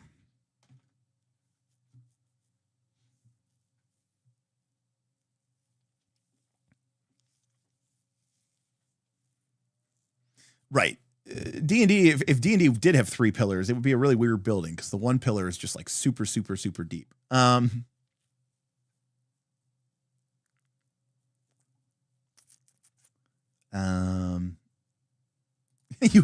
That's it. That's the card right there. I have hundreds of those. I've got many hundreds of those. They're literally everywhere. Now, look, some of my players weren't at, some of my players like Smith, okay, he printed his out, okay, from D&D. It wasn't called D&D Beyond. What was it called? D&D Insider. Come on, focus. Right. So people like Smith printed his out in this nice little thing. And then there were people like Tim, who, wrote his on a blank card, and wrote it in his chicken scratch paper with pencil. And God help you if you can actually pay attention to this or read or understand what this is even saying. So there's 2 sides to every coin, Yeah. It did feel better making red shirts in Star Trek than it did in Dude. Interesting. Which is because it's such a common thing in Star Trek to have a red shirt. I don't know how deep to take that game is the realest answer ever, right? Because the thing is, there's diminishing returns on complexity. If you want to make the game more interesting, typically you have to make it more complex. Or as we say, if you want the game to have more deeper gameplay, right? You have to make the game more complex. But there's a, diminishing returns. At a certain point, to make the game even a little bit more interesting, you have to make it a lot more complex. And so there is a sweet spot, a point of inflection. And there's also a price. Every point of complexity is another, it's that much more fiddly, that much more difficult, that many more people are going to make a mistake and not want to engage and blah, blah, blah, blah, blah, blah. What a name. 4E had some great names. I mean, absolutely just amazing names. I mean, I like PF2. I do. But man, those feat names, there's a handful of feat names in PF2 that I think are okay, or legitimately good. But man, 4th edition had just some of the coolest power names ever, even for martial characters. I mean, there was just, it was just amazing. Yeah. White Raven Onslaught, that's a classic. I mean, let's go.